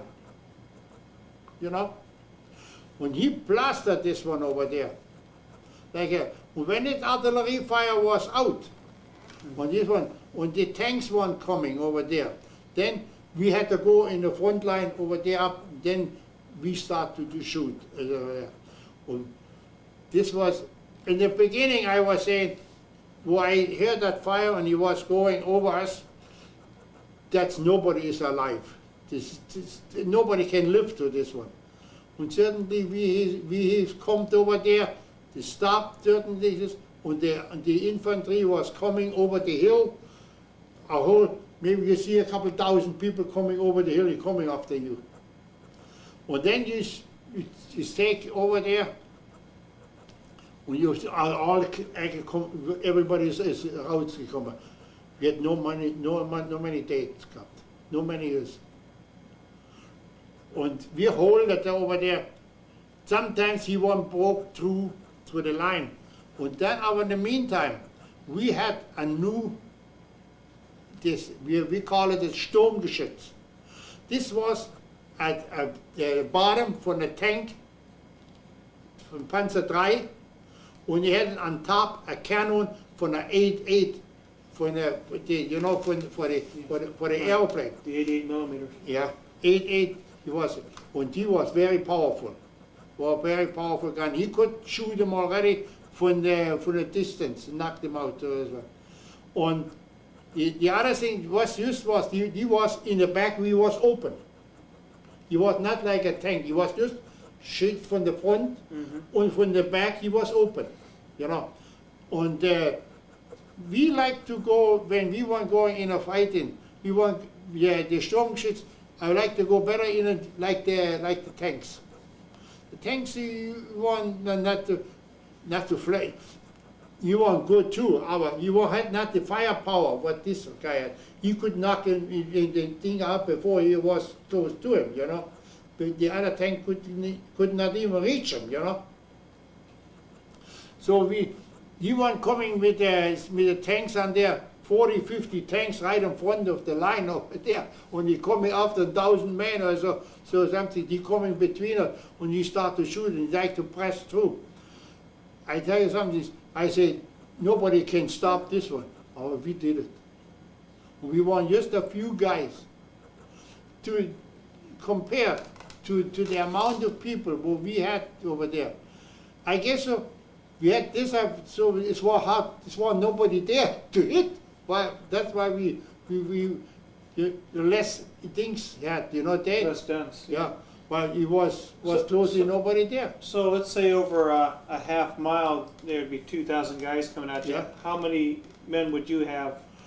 Maybe 30, 40 men. Oh, yeah? That's all what we A lot had. of machine guns? A And lot of machine guns over there. We had, you must have had a good ammo supply. yeah, the machine gun we had is 42. He gave 1,400 shots per minute. The 34 was the machine gun, the round one. He had a little bit trouble. He was 750 per minute. How many days did this keep on happening on this line? This one, the whole summer. The whole summer you The whole held this summer. line? The one 2-3 days was quiet when you had new people coming over there and he was coming again. Now, it get pretty hot again? I mean, the smell or? Ja, das ist hart gewesen in 43. The summer it was very hard. Und he tried to break through, but he couldn't break through. We kicked them all the time out. Did you take any prisoners? Yeah, once in a while when he broke through in a certain things, then we had some where he went in the back in reserve, We had, for instance, when we got a company, we had the first Zug here, the second Zug here, and the third Zug is back in reserve. We hold them back. And that is this, we got in the whole army, we have the same, the trio system. The company is split up like this. The first company there, the second company there, and the other company in reserve. So when something, and I set them in reserve, in that side, where I think that's the strongest part, that where I have to hit them, that way he could break through. And the battalion, the regiment, is all in the same formation. And this goes up even to the division and higher, All the time the trio system, what we have. This was. Und we had one in reserve, and we had around 2-3 Sturmgeschütze with us, these things. And then when he broke through, then we moved in there and we chased them out. We broke them down. That's where we get some prisoner and what you had. And we went, where the front line was there, we had to go out there in the night and get prisoner, So, Were they pretty demoralized from just charging and charging and charging? Russian was, you want steady, you want good soldiers. As you have to give them credit. But one thing, what I forgot is in August, we made prisoner, a whole bunch of prisoner over there. And we want all in one piece, so many thousand prisoners, we had all in one area. And certainly it was a big fuss in the middle, in that camp. Middle in that camp, it was a big fuss. So we were going in there, we saw 3 dead ones. Then we found out the Russian, this one commissar, political officer, and he killed him. The political officer killed 3 of the men? Yeah, he killed by his own people. The Russian, when he had commissar behind the troops, one political officer, he had a lot of power. And when somebody was going backwards or something, he shoot him right over there. He had the power to do anything. He kept the front line going, political officer. So when you had all these prisoners, they killed the political officers? Yeah, he killed them right there. We don't know that he was a political officer, otherwise we would take him out, we weren't pushed together, and then certainly he was a fuss over there, and something was going on, and then we weren't going in, three guys weren't dead. And the guy asked him, well, what's going on? He was a police officer, he wasn't killed.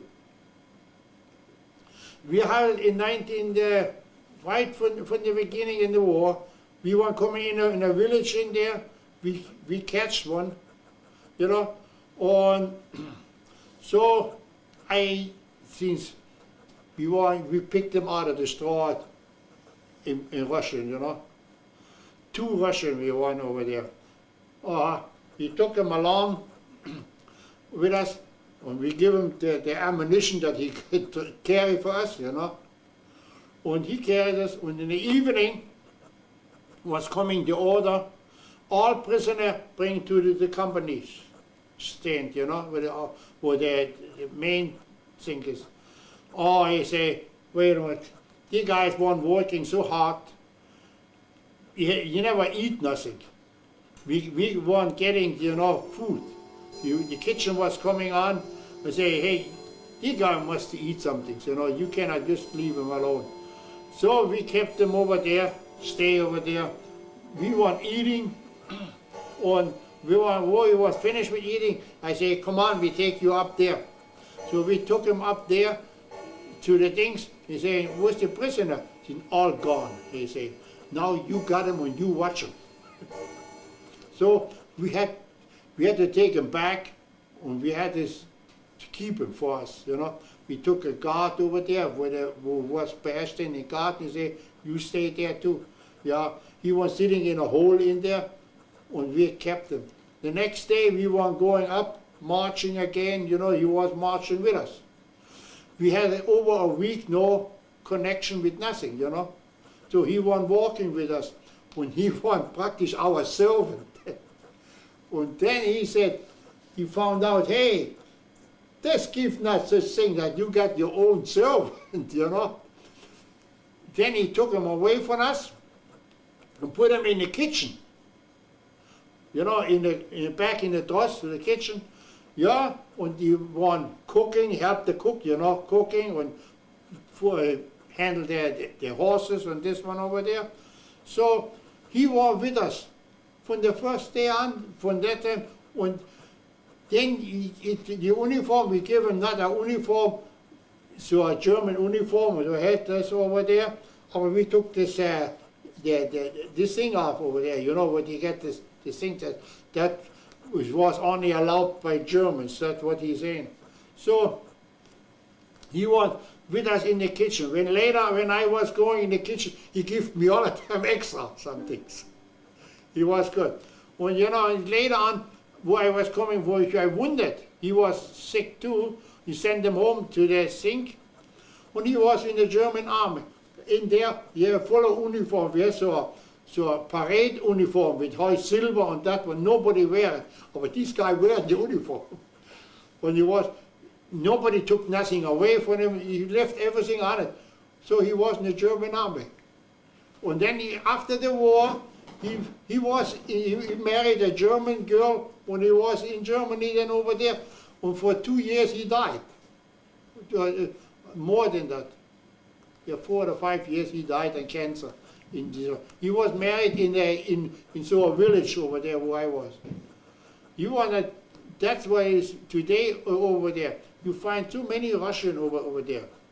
In 1941, people were going all eastwards, you know, to the Russia. In 1942, 43, he was no more going eastward. It was something's out that he going, you know, punished while he did not enough for the country. He put him in Siberia, and they were, so all the people where you see, he want a mass colon, he want going up west, he want going to Germany, and he was afraid for his own people. You know, today, even today in Germany, you find so, you hear in the United States, a lot of Russians who want coming in as DPs. You brought them over here in the United States. He won all what kind of soldiers, or he won in the German army, or not in the German army, but he won from the Russian runaway, you know. Like a lot of things, one saying, in 1943 I was sick, I was going on a couple of days in Smolensk, in a home. I and we put my nail from freezing, the doctor ripped it off, and so he sent me back for 4 weeks. And in that village over there, he won big signs, you know. That was, I told him, what say that is in Russian? When the guy said, that is when you like to work in Germany, you have to sign, you could sign up here. A lot of people signed up that. When he wasn't going to Germany, he wasn't working. You know, from that advertising one, I saw it in a lot of villages, but I couldn't read it, bis this guy read it to me, you know. And I asked him, somebody's going there? Oh, he said, more than we needed. There's a lot of people, the standard in Russia was so low, you wouldn't believe it. Mhm. The food and the health, he was as this was the bottom of the barrel. Well, I read somewhere or saw somewhere where even some of the Russian soldiers after the war that saw too much of the Western better standard that Stalin had killed. Oh yeah, when a lot of people, he was coming from Germany or this one, or even as prisoner, he ships them all right away to Siberia. For that one, nobody tried to go back to Russia. See, an American soldier, when he had it as prisoner, he was happy to go home. Not the Russian. But he was punished for his own country. He was afraid for his own people. And that was no good. Everything. And then he was going in the winter, 42 and 43. We won what over there, especially in the middle, 43. He was pressing like crazy, coming out. Then he left up, he was going in this, we were going south to the Pripyat in 43.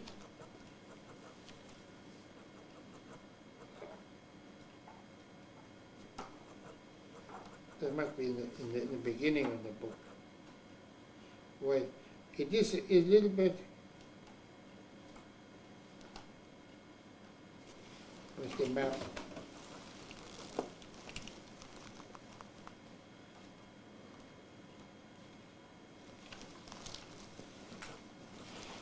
Now, you'd been wounded once and then I was came back to twice. the front, and now a second time.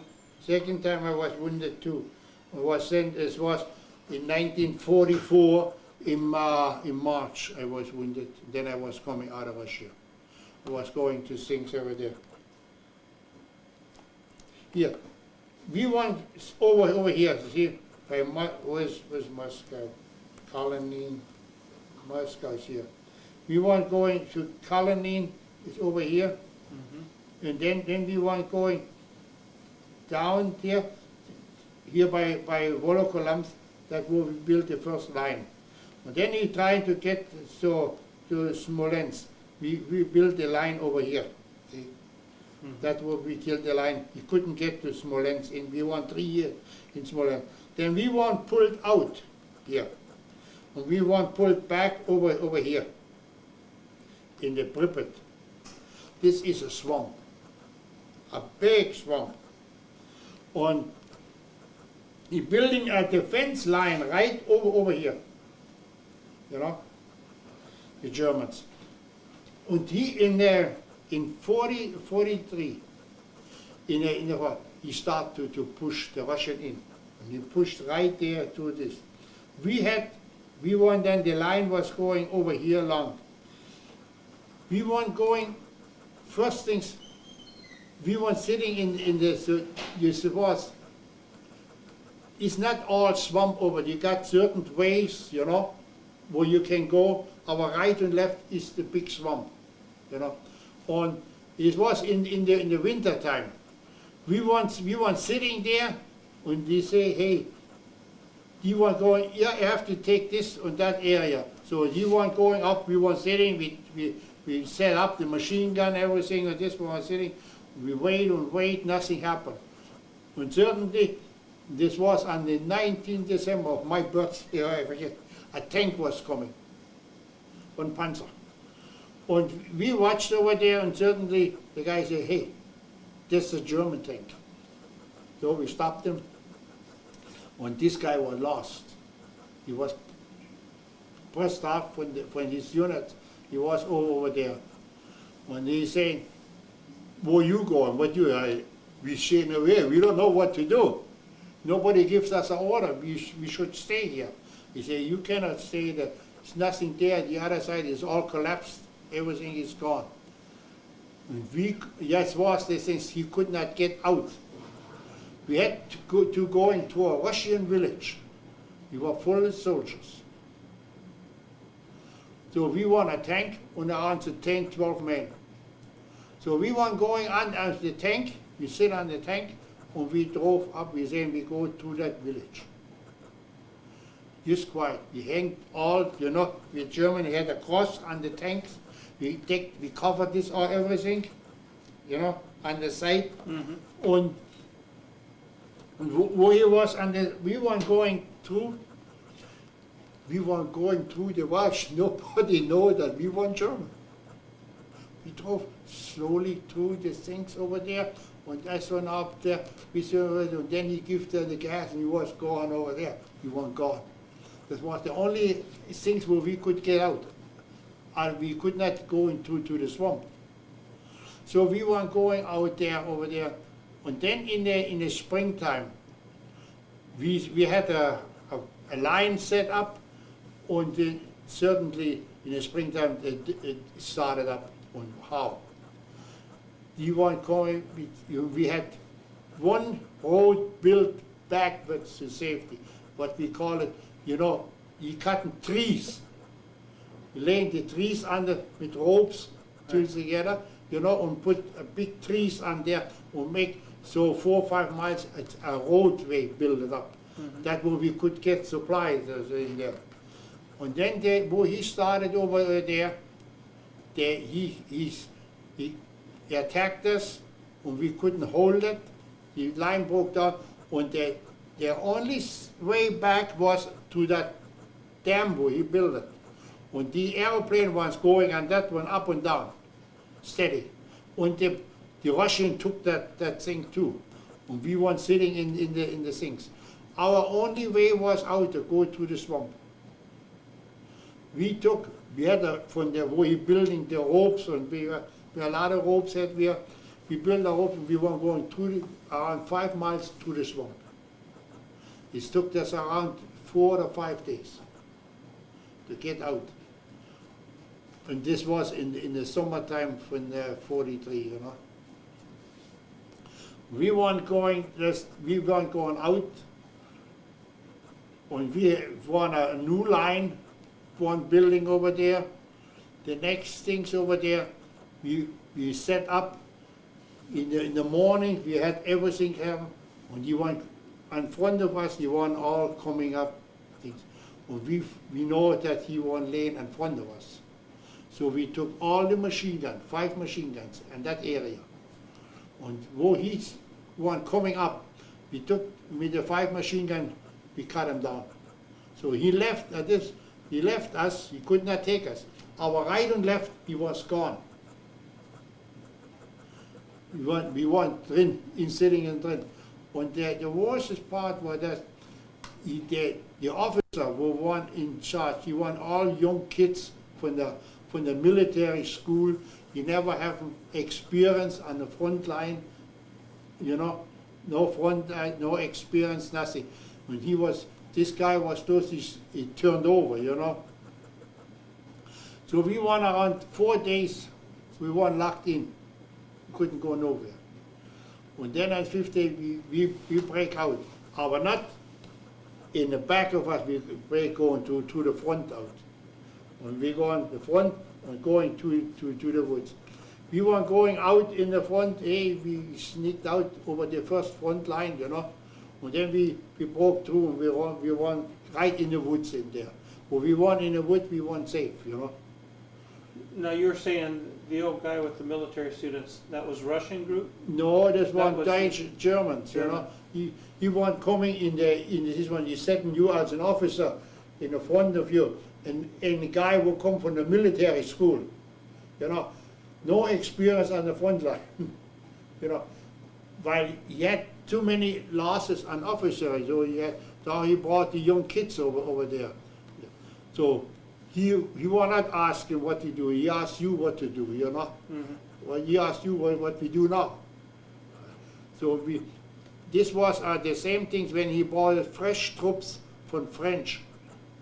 The German, we took division out, people out, and building up in French, new German division, you know. And then he sent it to Russia. And when he coming, the new troops over there, with no experience, no things, you know, this was not working, you know. There's certain things you don't learn in no military school with no experience.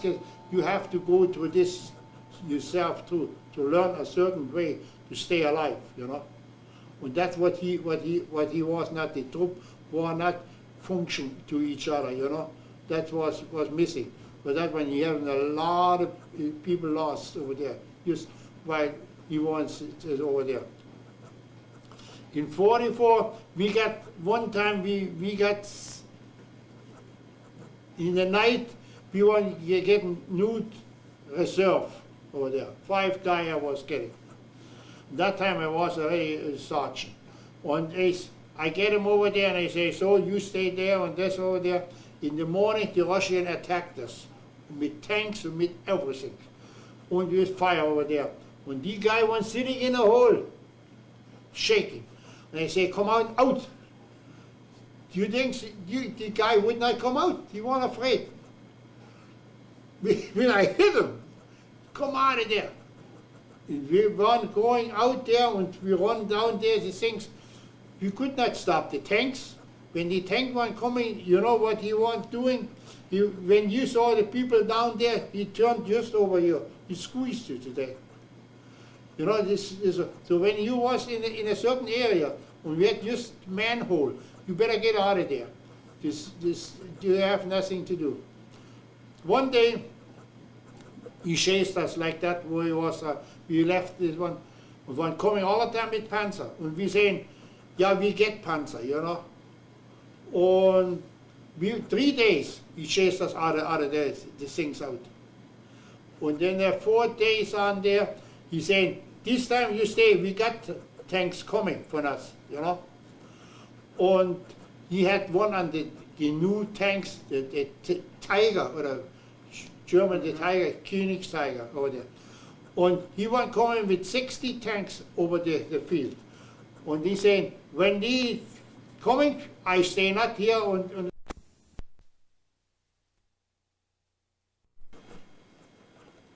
this was a hill behind us. So out,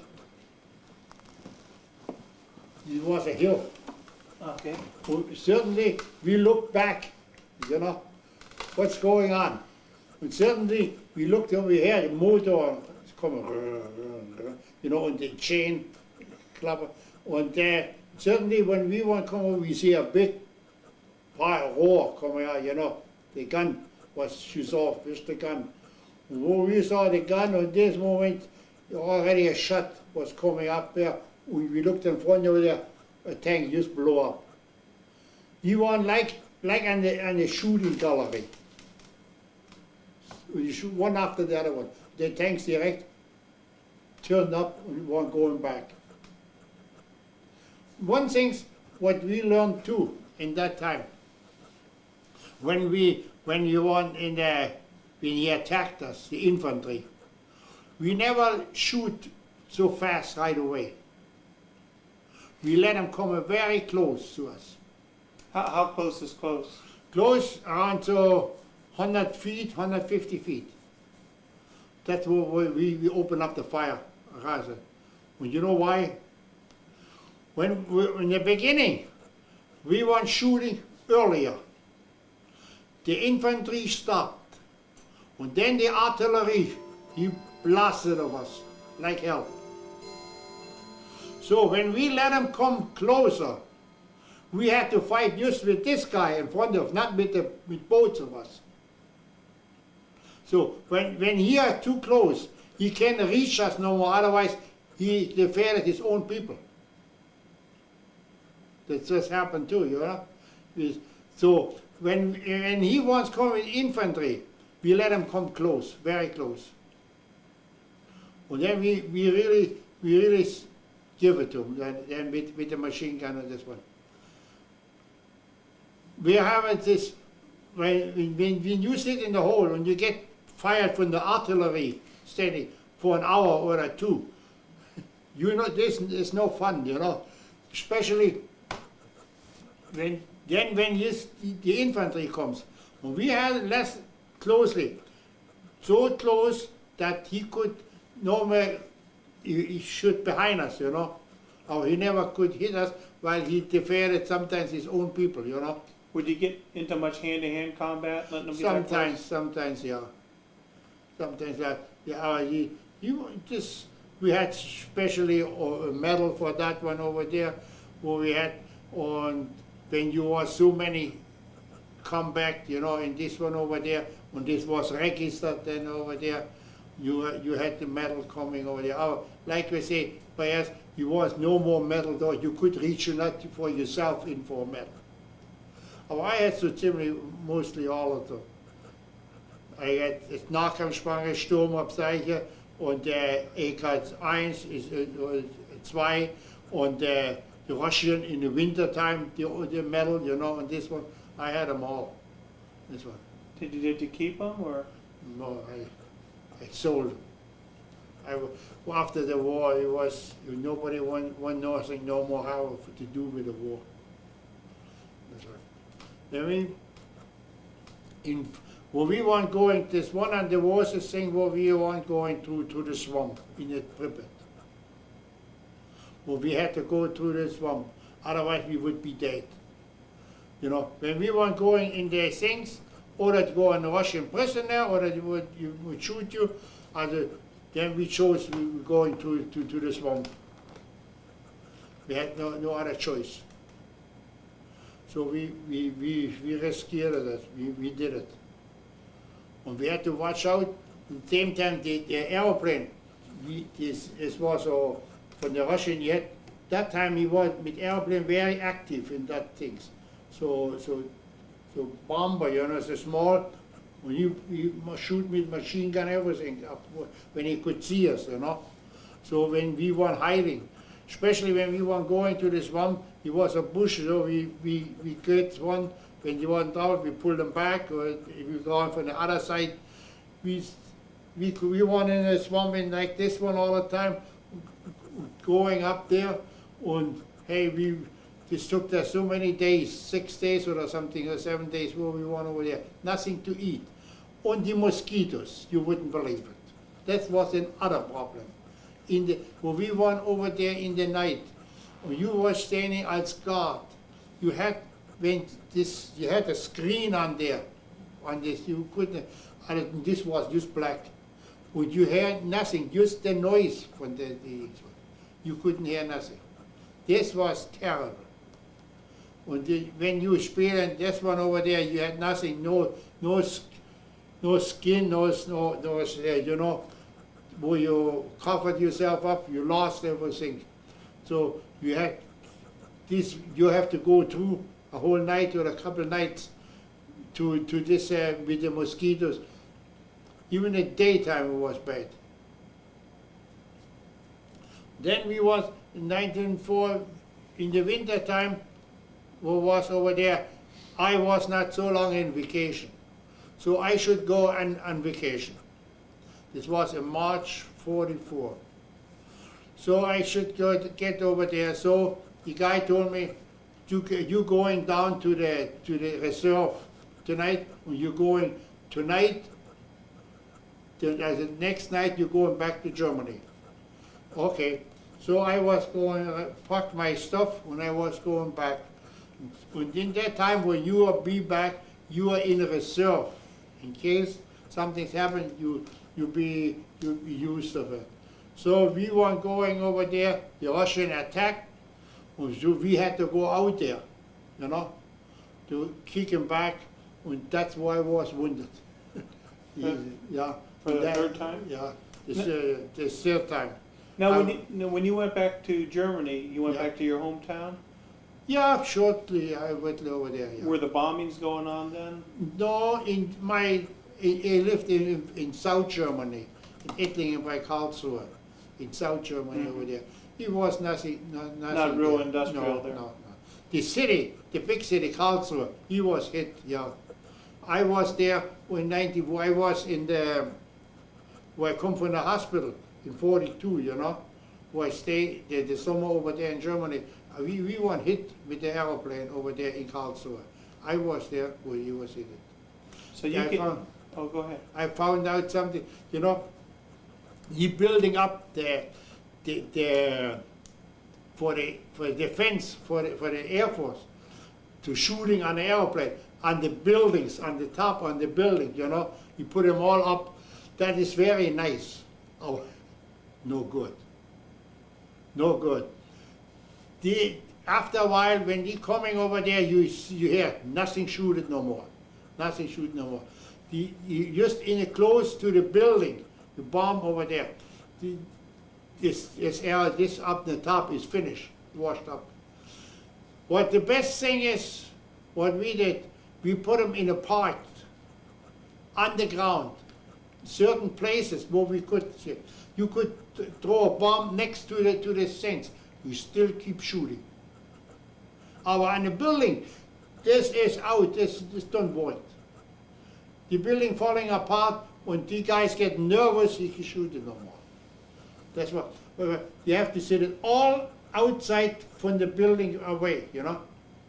Not on top of a building, that's no good. When the next building, he blow apart, you shooting no more, you look at call for safety, you know? That's what we found out.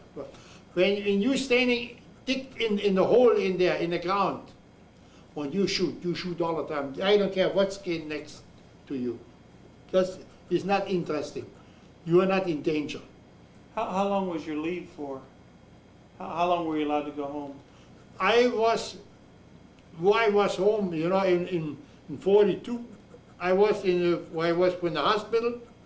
Then I was by my unit, you know, in the company. I was around to 2 months over there, and then I was shipped back to the front line.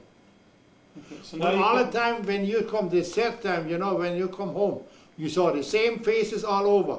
You know, and just a certain kind of people, you are all the time in the front line. What we say in German, Kanonenfutter. cannon fodder. Yeah, you can feed this kind of people over there, and the other one is too good.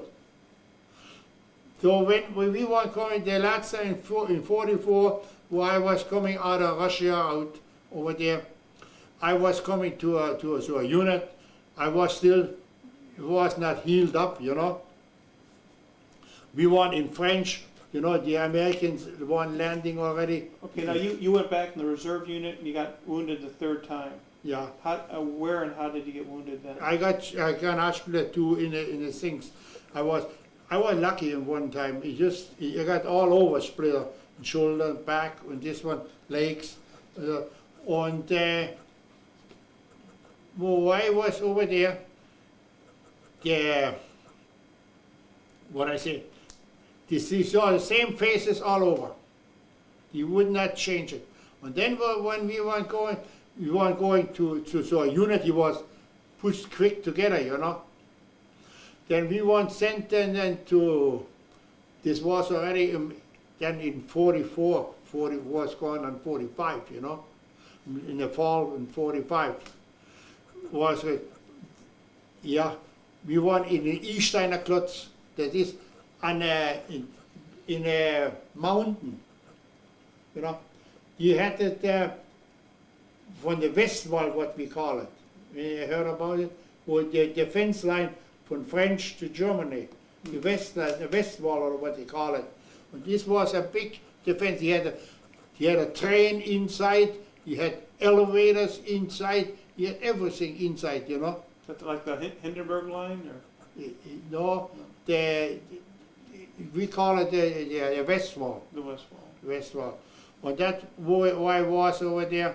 And then we were moving up the Black Forest all the way south as a north. we moved up the unit. And then you say the war is over, closely. When he given me an order, they had 180 horses, when the whole tross go to Schwenningen. This is in Württembergisch, and that war you have to bring the vehicle by. So we were moving up. We were already, he gave him up this way, the war is closely over. When he gave me order, when I be with the vehicle over there, we put it over there, I should let the people go home. So I told the guys over there, mostly one all married, he had a family here. But this one over there, and they say, who would like to go home right now, he can go home. And they let him all go. So we were noch around the 10, 12 men. We took with the vehicle and the horses along over there. Certainly we stopped. We go and stop on the road for the SS. He said me, you bring all the vehicle over there in the woods and these things over there, and everybody reported over there. He said, the guy, hey, you have to see the sergeant. What is this? And I was in the back, and they say, hey, what's going on? He said, you have to go with the vehicle there. No deal, I told him. And I say, you are an officer, you're from the SS. I give you the order. He said, nobody gave me an order. I had orders from 1939. And the war was for me started in 1939, not in 1945. When we go in there, I have an order and I follow the order. He said, you can get shot. I know that, so are you. We want that. He was scaring the people on that time. You know that he, on that time, even shot people? Yeah. Yeah, but he never did it only when he was afraid over there. He knew that we mean business, He knew he was up against some veterans, huh? Yeah.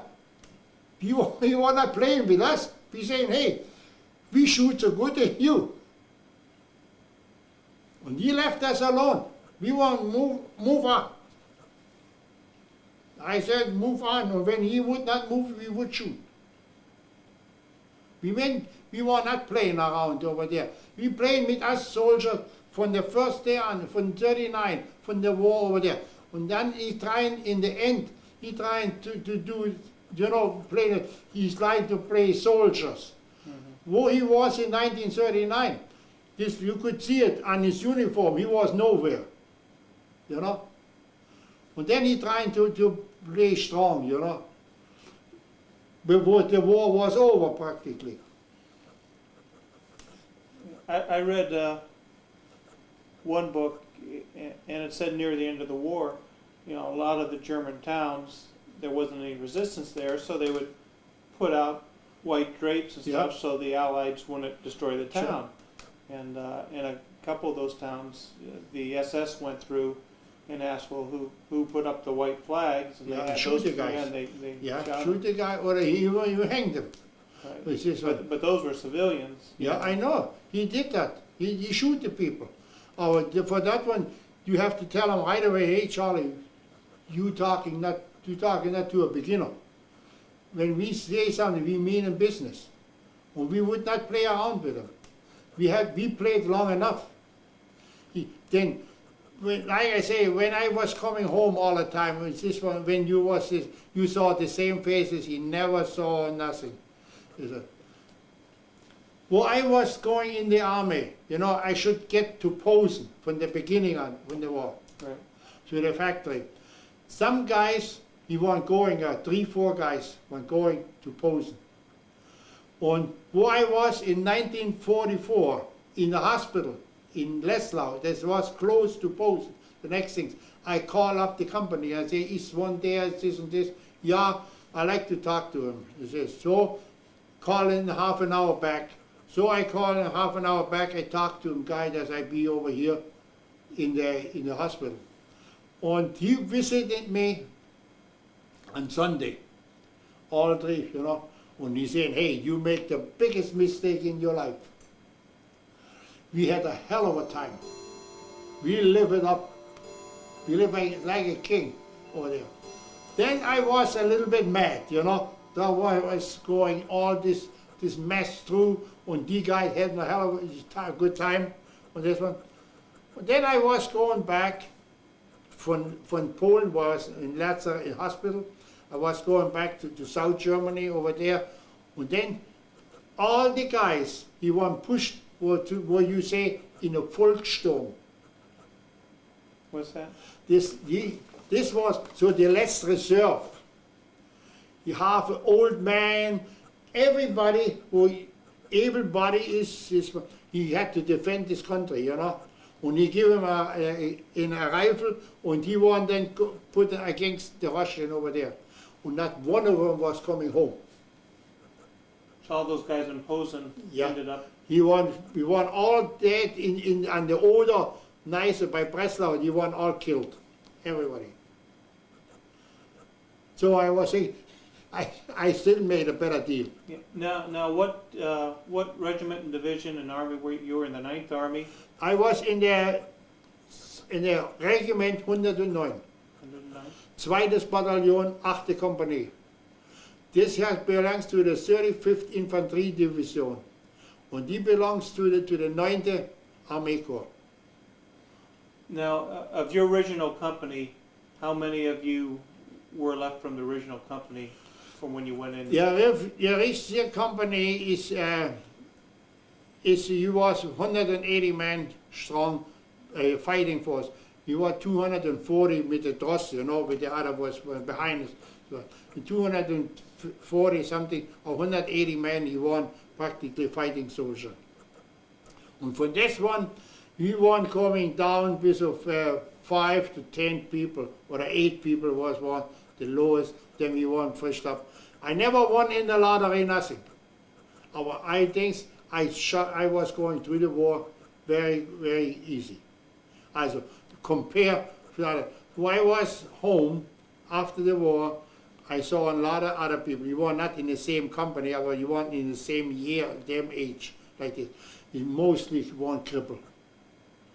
So many people from the class, we won 40 kids in the class. From this one, in around to 15 sind dead.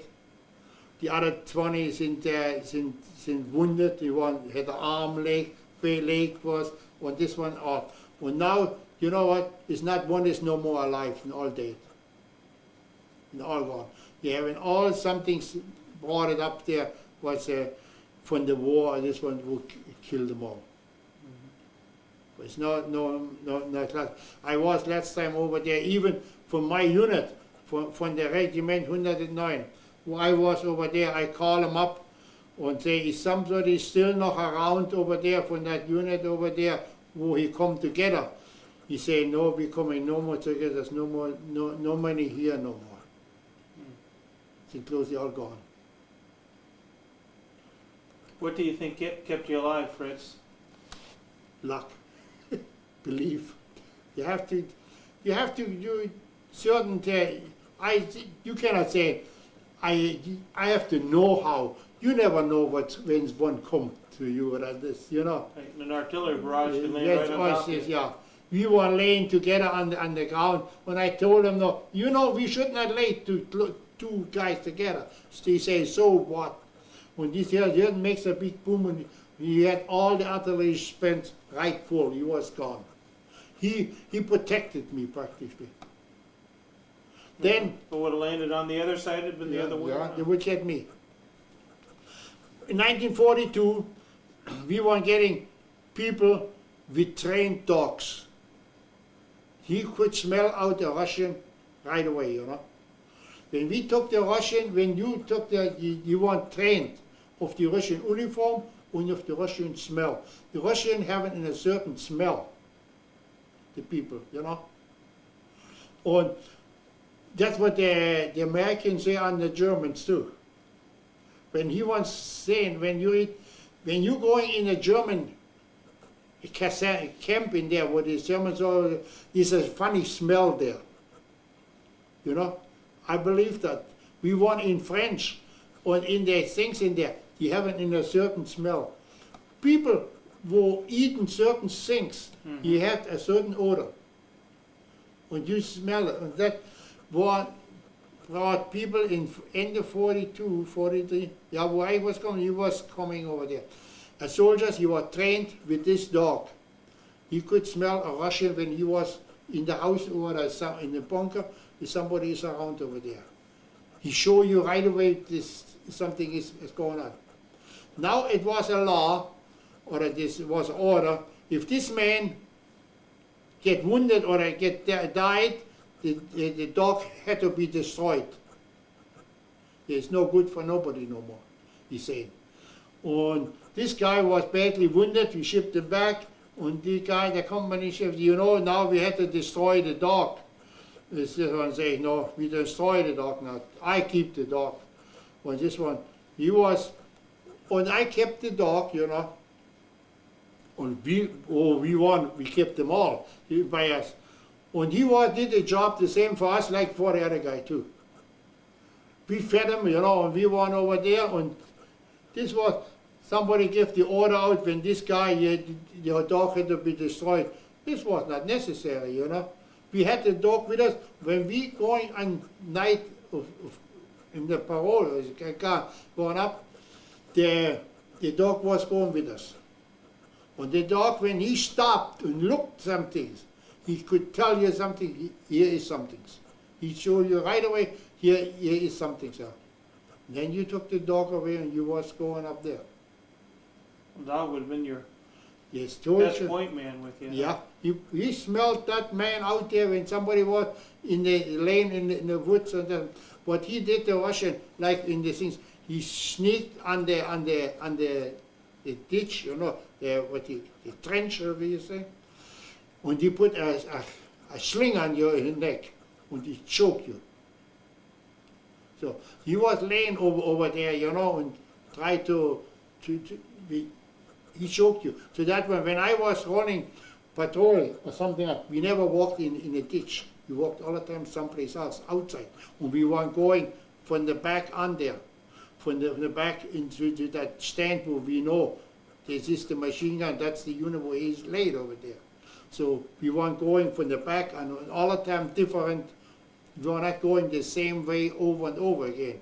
So he could mark this on the field too, How would you get through the minefields? That's another story. In the beginning, we had a mine, it's not this where is it?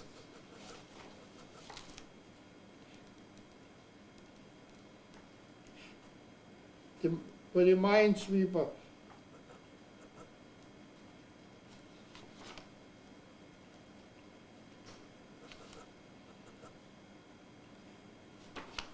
This is what it looks all the time. When you walk into something area, you see that all laying all over the places, We had a minefield. This was like so.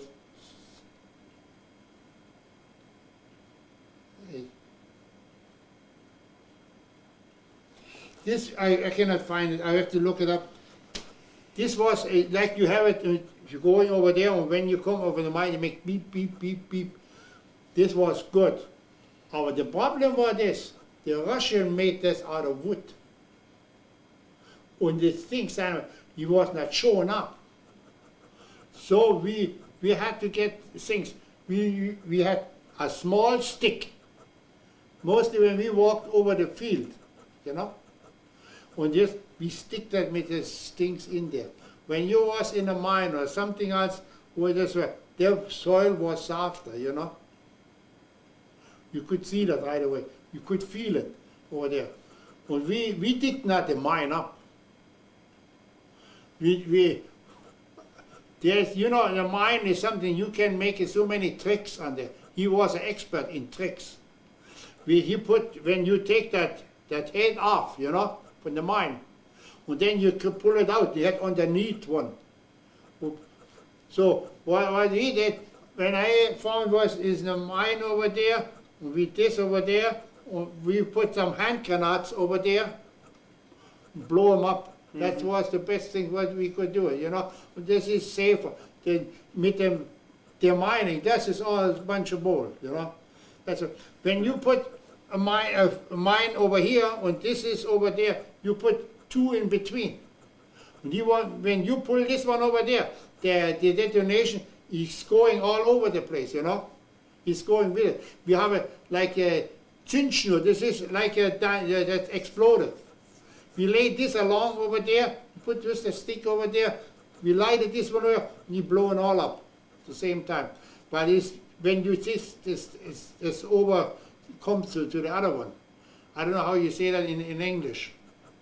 Chain reaction? Yeah, the reaction when it is too close, it's detonate with it, you know. Mm-hmm. That's what we building this one in there, that we takes one over here and to the other one over there. That we weren't going to the minefield. We weren't going in the night when we going in patrol, that's one that we weren't going up.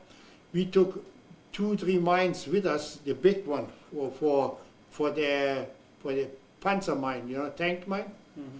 We had took 2-3 with us, and they weren't very good.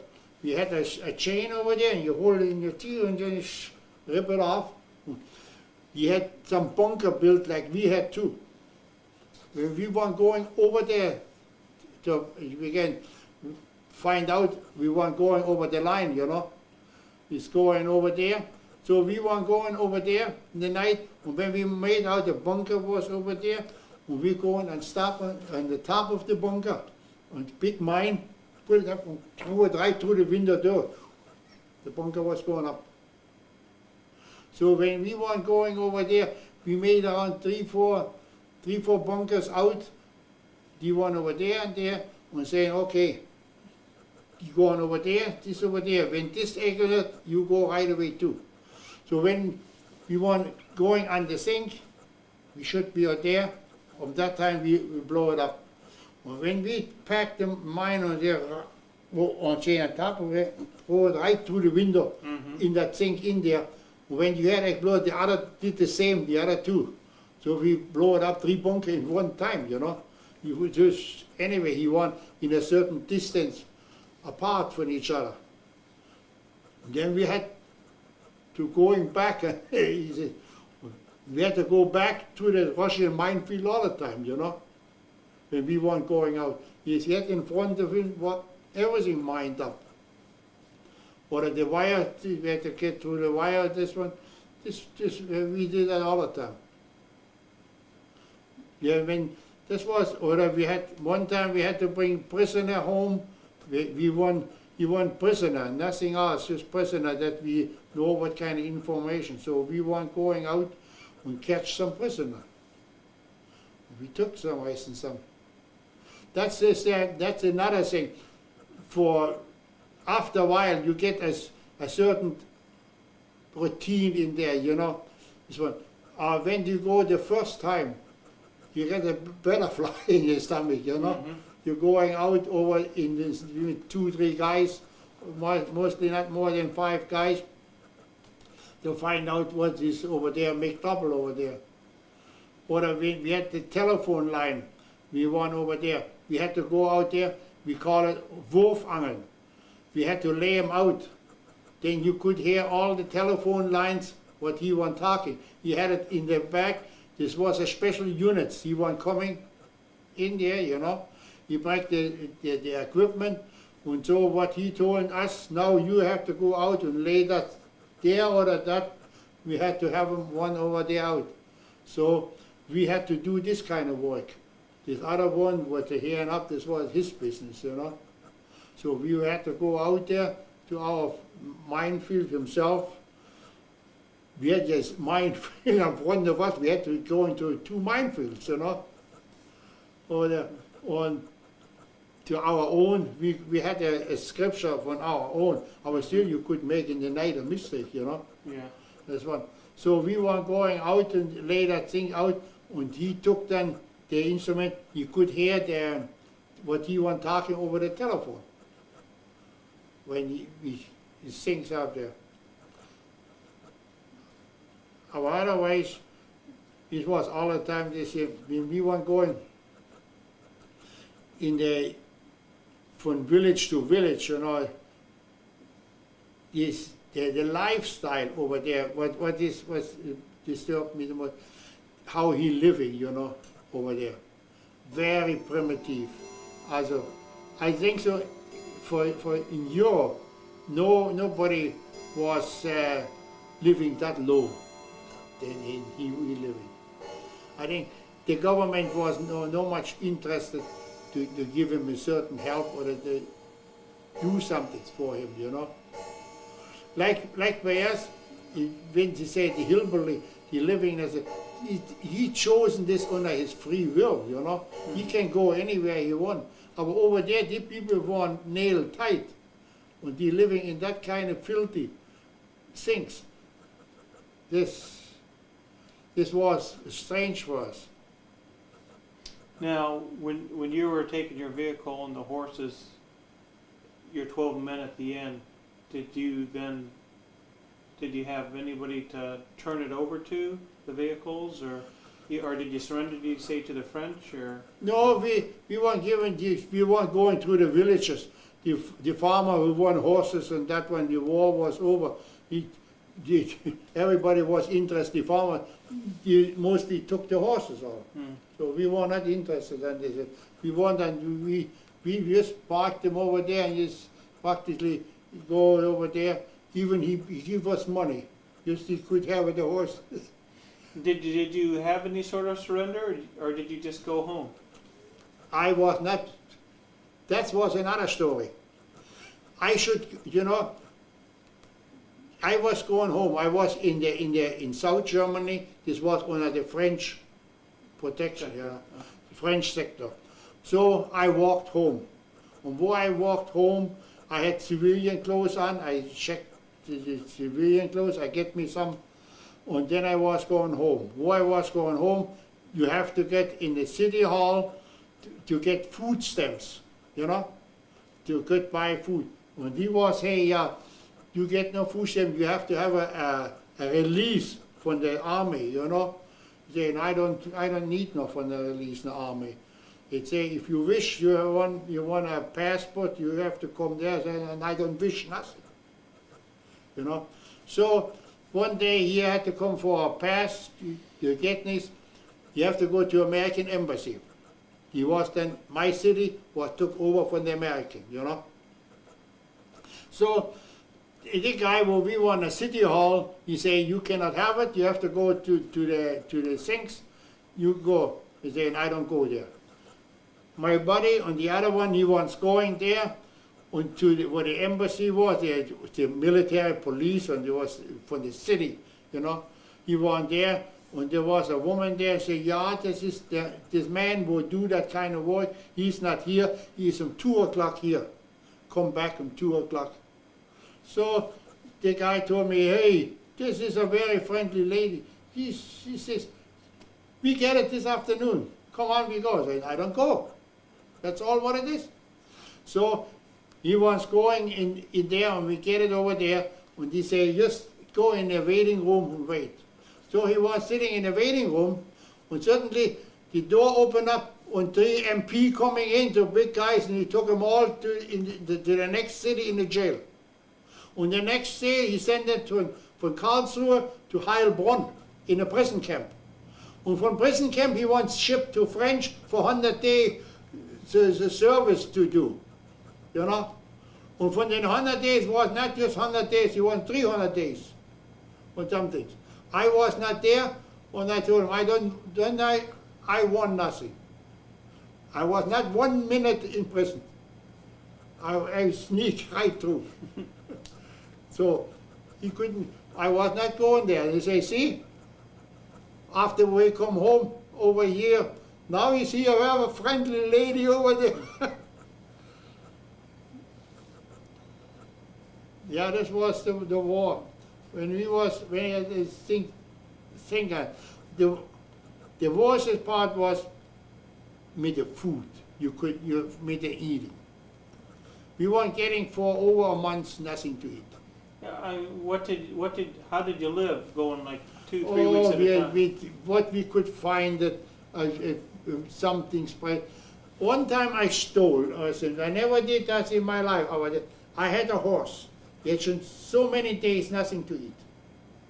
Nothing to eat. And he was a unit. He was a bakery. over there. And he say, I need some bread. And I say, we give you nasi bread out, we have shipped everything away. And he had big trucks over there. So I was going, he had the trucks parked, so wagon parked over there, and I was going on the side over there in the dark, when I stole 6 or 7 loaves of bread. When I go and feed my horse, who I had over there, I 5 things. This guy was happy. He had to eat some things. This was very important for it. Otherwise, one time, I was the first time wounded. He sent me back. My body was wounded. He had shrapnel in the stomach. When the doctor told this man, you had to go the fastest way to the hospital. So fast as possible. And how we go there? We were on 15 miles behind the line, which is the hospital was over there. So he brought a sled and put 3 guys on there. And he said, then you go and bring him to the hospital. That's the only way we can do it. So I took a horse and set the 3 guys in the sled, and we were going loose. This was in 41. The woods was full with Russian soldiers. You never know who you get cut, you know. So we weren't going through to the snow, sliding around, all this making. When I come in the morning, you come to the hospital, the hospital he left just for half an hour. He said there and there. So I run another 15 miles along, all with the badly wounded guys. So I was try this one. When I come over there, the same story. He was gone again. On the next day, he died all 3 on me. All 3, one died on me. And I was going in a house in there. I had the sled outside, saying what I should do. This isn't what I can just not dump it over here. So I was going in the house and they told him officer what I should do. He said, yeah, we can do it. We buried them. We going out, my sled was gone. Mit the dead one. So I was running along. You can just go on west as the east. No, west. Yeah, west. On the end of the village, the horse was standing with the sled. He found out that the dead soldiers weren't in there. So I had him over there. And then I was go back and things were, and the officer told me, he said, boy, we give him a buried. We buried him. And then I took the sled and I was going home again to my unit, you know. I should just bring him over there. So I found I had to go the way back again over there. Yeah, when you run out 3 days, you just meet 3 soldiers, 3 dead bodies around on a sled. You tried your best. He was hit. One time he was hit, a soldier over there. One case, he was a Russian. He was, when this was, so what you call it, a sled side, the Mongolian over there. When it Tuxmanen or what this is, one over there. And